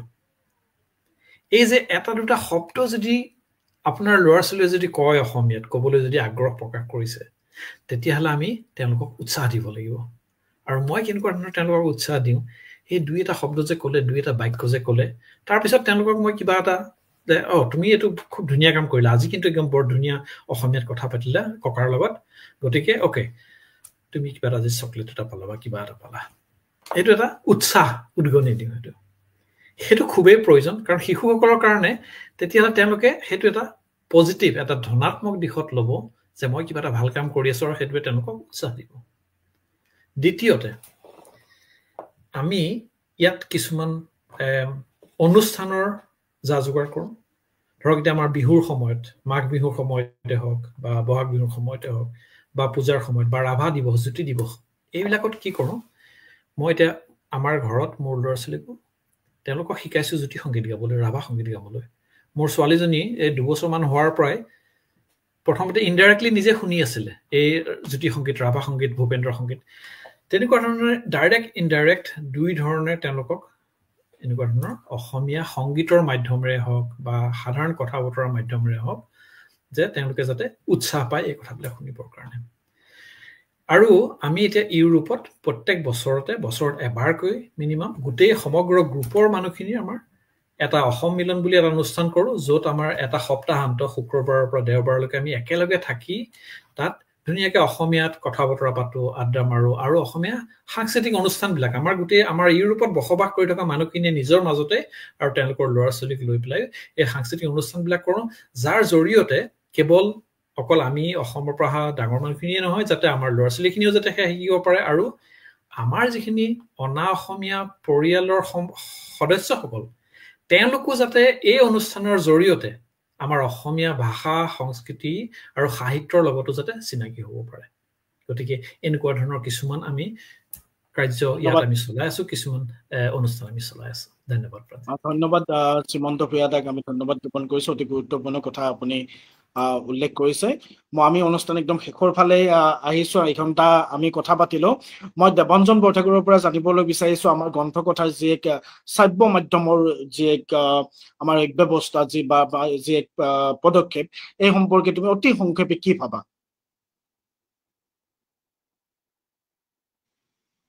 মই এইটো একচুৱেলি উল্লেখ কৰিম বুলি ভাবিছিলোৱে মোৰ দুটামান প্ৰবন্ধ আপোনাক দিছো তাক অডিঅ' কৰিবলৈ মই ভাবো এইটো এটা খুব সুন্দৰ পদক্ষেপ মই নিজেও অডিঅ' বুক শুনো আৰু ইভেন অডিঅ' চামাৰিজ বিলাকো আজিকালি খুব পপুলাৰ যেনেকৈ ব্লিংকিছ বুলি এটা এপ আছে তেনেকুৱাও কৰিব পৰা যায় আৰু যিহেতু বহু সময় আমাৰ পঢ়িবলৈ সময় নহয় আৰু মইতো অসমীয়া কিতাপ মানে আৰ্কাইভত বিচাৰি পঢ়িবলৈ চেষ্টা কৰোঁ কিন্তু এতিয়া আপোনাৰ ৱেবছাইটটোত দেখিলোঁ যে বহুখিনি কিতাপ আছে লক্ষ্মীনাথ বেজবৰুৱাৰ জীৱনীখন মই অকণমান আগতে দেখিলোঁ খুব ভাল লাগিল দেখি এতিয়া এইবিলাকৰ যেতিয়া অডিঅ' ৰূপান্তৰ কৰি দিব তেতিয়া খুব যথেষ্ট সুবিধা হ'ব মই ভাবোঁ ইভেন যেতিয়া আমি অহা যোৱা কৰি থাকোঁ ট্ৰেভেল কৰি থাকোঁ তেতিয়া অডিঅ' বুক শুনি থকাৰ এটা আমি অভ্যাস গঢ়ি তুলিব পাৰোঁ আৰু মই ভাবোঁ এইটো আপোনালোকে যিটো কৰিছে খুব এটা সুন্দৰ পদক্ষেপ আৰু মই আশা কৰোঁ যে আৰু আপোনালোকে এইটো মানে আগুৱাই লৈ গৈ থাকিব ধন্যবাদ দেৱাঞ্জন বৰঠাকুৰ মই হীৰক জ্যোতিৰ পৰা এটা কথাকে জানিবলৈ বিচাৰিছো গ্ৰন্থকথাৰ যে পদক্ষেপ সম্পৰ্কে তুমি শেষ মন্তব্য অতি সংক্ষেপে কি বুলি ভাবা নিশ্চয়কৈ মই আগতেও কৈছো বহুত ভাল পদক্ষেপ আৰু মানে এইটো এতিয়া জাতি যিটো সংকটময় পৰিৱেশ মই আগতে কৈছো যিটো আমাৰ ভাষিক অসমীয়া কোৱা মানুহৰ সংখ্যা কমি আহিছে এনেকুৱা এটা পৰ্যায়ত বহুত বেছি প্ৰয়োজনীয় এই পদক্ষেপটো আৰু মই মোৰ ফালৰ পৰা বা আমাৰ বাংগালোৰবাসী অসমীয়া সমাজৰ তৰফৰ পৰা বা অসম সাহিত্য বাংগালোৰ শাখাৰ তৰফৰ পৰা যিমানখিনি পাৰি সহায় সহযোগিতা আগবঢ়াম আৰু আশা ৰাখিছো এই পদক্ষেপটো মানে বহুত ভাল হ'ব আৰু মানে ফলপ্ৰসূ হ'ব লগতে দীঘলীয়া হৈ গোটেই বস্তুটো কমপ্লিট কৰিব পাৰিব আমি নৱপ্ৰজন্মক আগ্ৰহী কৰি তুলিব পাৰিম আৰু লগতে এটা ইতিহাস ৰচিব পাৰিম বুলি কৈছো মই ক'ব বিচাৰিছো মানে কাৰণ আগতে বহুতে চেষ্টা কৰি যেটো হোৱা নাই এইবাৰ যদি সকলোৱে লগ লাগে ডেফিনেটলি হ'ব আৰু অডিঅ' বুকৰ প্লেটফৰ্মটো আগতে নাছিলে এতিয়া আপোনালোকে এইটো ধুনীয়া এটা পদক্ষেপ লৈছে সো ডেফিনেটলি মই ভাবো বহুত ভাল হ'ব আৰু শুভেচ্ছা থাকিল ডেফিনেটলি ধন্যবাদ হিৰক জ্যোতিনাথ মই মৌচুমী বৰাৰ শেষ মন্তব্য জানিব বিচাৰিম আজিৰ অনুষ্ঠানটো সম্পৰ্কে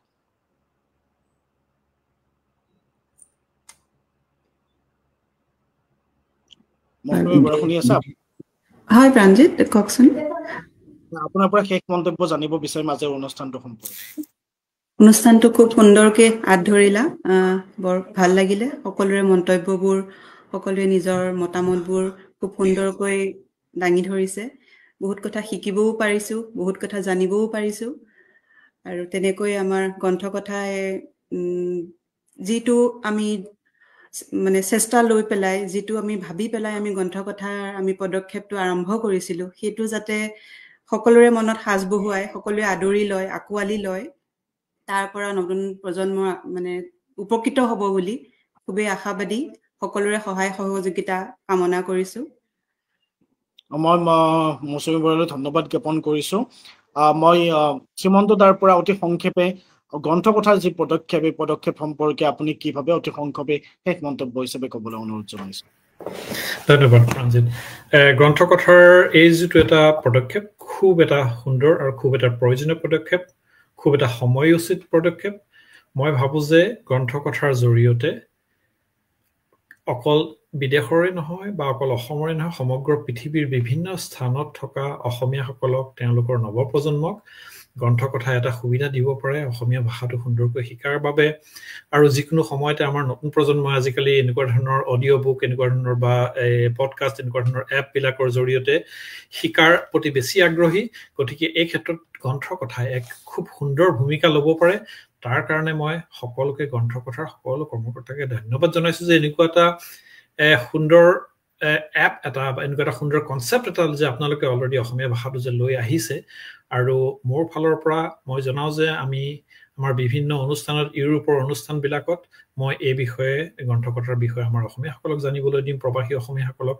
যাতে গ্ৰন্থকথা সফলময় হৈ উঠক আৰু তাৰ বাবে মই মোৰ আন্তৰিক ধন্যবাদ জনাইছো আৰু শুভকামনা জনাইছো ধন্যবাদ জ্ঞাপন কৰিছো শ্ৰীমন্ত দাক চিৰচেনেহী মোৰ ভাষা জননী অসমীয়া ভাষাক আমি জীয়াই ৰাখিব লাগিব বিশ্বৰ দৰবাৰত তুলি ধৰিব লাগিব আৰু বিশ্বৰ মানুহে জানিব লাগিব পৃথিৱীৰ এটা কোণত অসমীয়া বুলি এটা জাতি আছে অসমীয়া বুলি এটা ভাষা আছে সেই ভাষাটো সাহিত্য চৰ্চা হৈ সেই ভাষাটো পৃথিৱীৰ বিশ্বজয়ী একোখন সাহিত্য একোখন উপন্যাস একোটা গল্প সৃষ্টি হ'ব পাৰে সেই কথা পৃথিৱীৰ মানুহে জানিব লাগিব সেই কথা পৃথিৱীৰ মানুহক আমি জনাব লাগিব আৰু এই ক্ষেত্ৰত গ্ৰন্থকথাই কাম কৰিব গ্ৰন্থকথাই কাম কৰিব শ্ৰাব্য মাধ্যমক নতুনকৈ ৰূপ দিয়াৰ বাবে যিসকলে অসমীয়া কিতাপ পঢ়িবলৈ নাপায় তেওঁলোকে অসমীয়া কিতাপ নিব নোৱাৰে বিদেশলৈ তেওঁলোকে যাতে অসমীয়া তেওঁলোকে গ্ৰন্থ তেওঁলোকে শুনিব পাৰে অসমীয়া উপন্যাস শুনিব পাৰে অসমীয়া কবিতা শুনিব পাৰে অসমীয়া গল্প শুনিব পাৰে প্ৰবন্ধ শুনিব পাৰে তাৰ ব্যৱস্থা গ্ৰন্থকথাই কৰিব তাৰ লগতে ভাৰতবৰ্ষৰ বিভিন্ন প্ৰান্তত থকা প্ৰবাসী অসমীয়াখিনি বা ভাৰতবৰ্ষৰ বিভিন্ন প্ৰান্তৰ লগতে অসমত যিসকলে অসমীয়া লোক আছে তেওঁলোকে যিসকলে আজিৰ যুগত অত্যাধুনিক সময়ত বাহিৰৰ কিতাপ শুনিবলগীয়া হয় অসমীয়া গ্ৰন্থসমূহ উপলব্ধ নথকাৰ বাবে যিসমূহ অসমীয়া তেওঁলোকে গ্ৰন্থৰ উপলব্ধতা আগতে নাছিলে যাৰ বাবে শুনিব লগা হয় সেই যি অভাৱ এই অভাৱখিনি আমি গ্ৰন্থকথাই দূৰ কৰিবলৈ আমি প্ৰচেষ্টা কৰিম আৰু আটাইকেইগৰাকী ব্যক্তিকে আমি ধন্যবাদ আৰু কৃতজ্ঞতা জ্ঞাপন কৰিছো আমাৰ সৈতে জাৰ্মানীৰ পৰা শ্ৰীমন্ত ভূঞা উপস্থিত আছিল ছুইডেনৰ পৰা আছিল মৌচুমী বৰা বেংগলোৰৰ পৰা আছিল হীৰকজ্যোতি কাকতি আৰু কেনাডাৰ পৰা আছিলে দেৱাঞ্জন বৰঠাকুৰ আটাইকেইগৰাকী বিশিষ্ট ব্যক্তিকে আমি ধন্যবাদ আৰু কৃতজ্ঞতা জ্ঞাপন কৰিছো আমি আশা কৰিছো আপোনালোকৰ প্ৰতিটো পৰামৰ্শই আমাক আগন্তুক দিনত আগবাঢ়ি যোৱাত সহায় কৰিব আপোনালোকৰ প্ৰতিটো পৰামৰ্শ আমাৰ বাবে এক অস্ত্ৰৰূপে পৰিগণিত হ'ব যি অস্ত্ৰৰ জৰিয়তে আমি গ্ৰন্থকথাক পৰৱৰ্তী সময়ত আমি আগবঢ়াই লৈ যাবলৈ আমি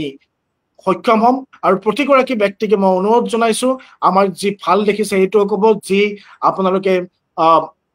আত্মসংশোধনৰ প্ৰয়োজনীয়তা আছে যাক আৰু ভাল কৰাৰ প্ৰয়োজনীয়তা কৰা আছে তাক আপোনালোকে উপদেশ দিব আপোনালোকৰ বহুমূলীয়া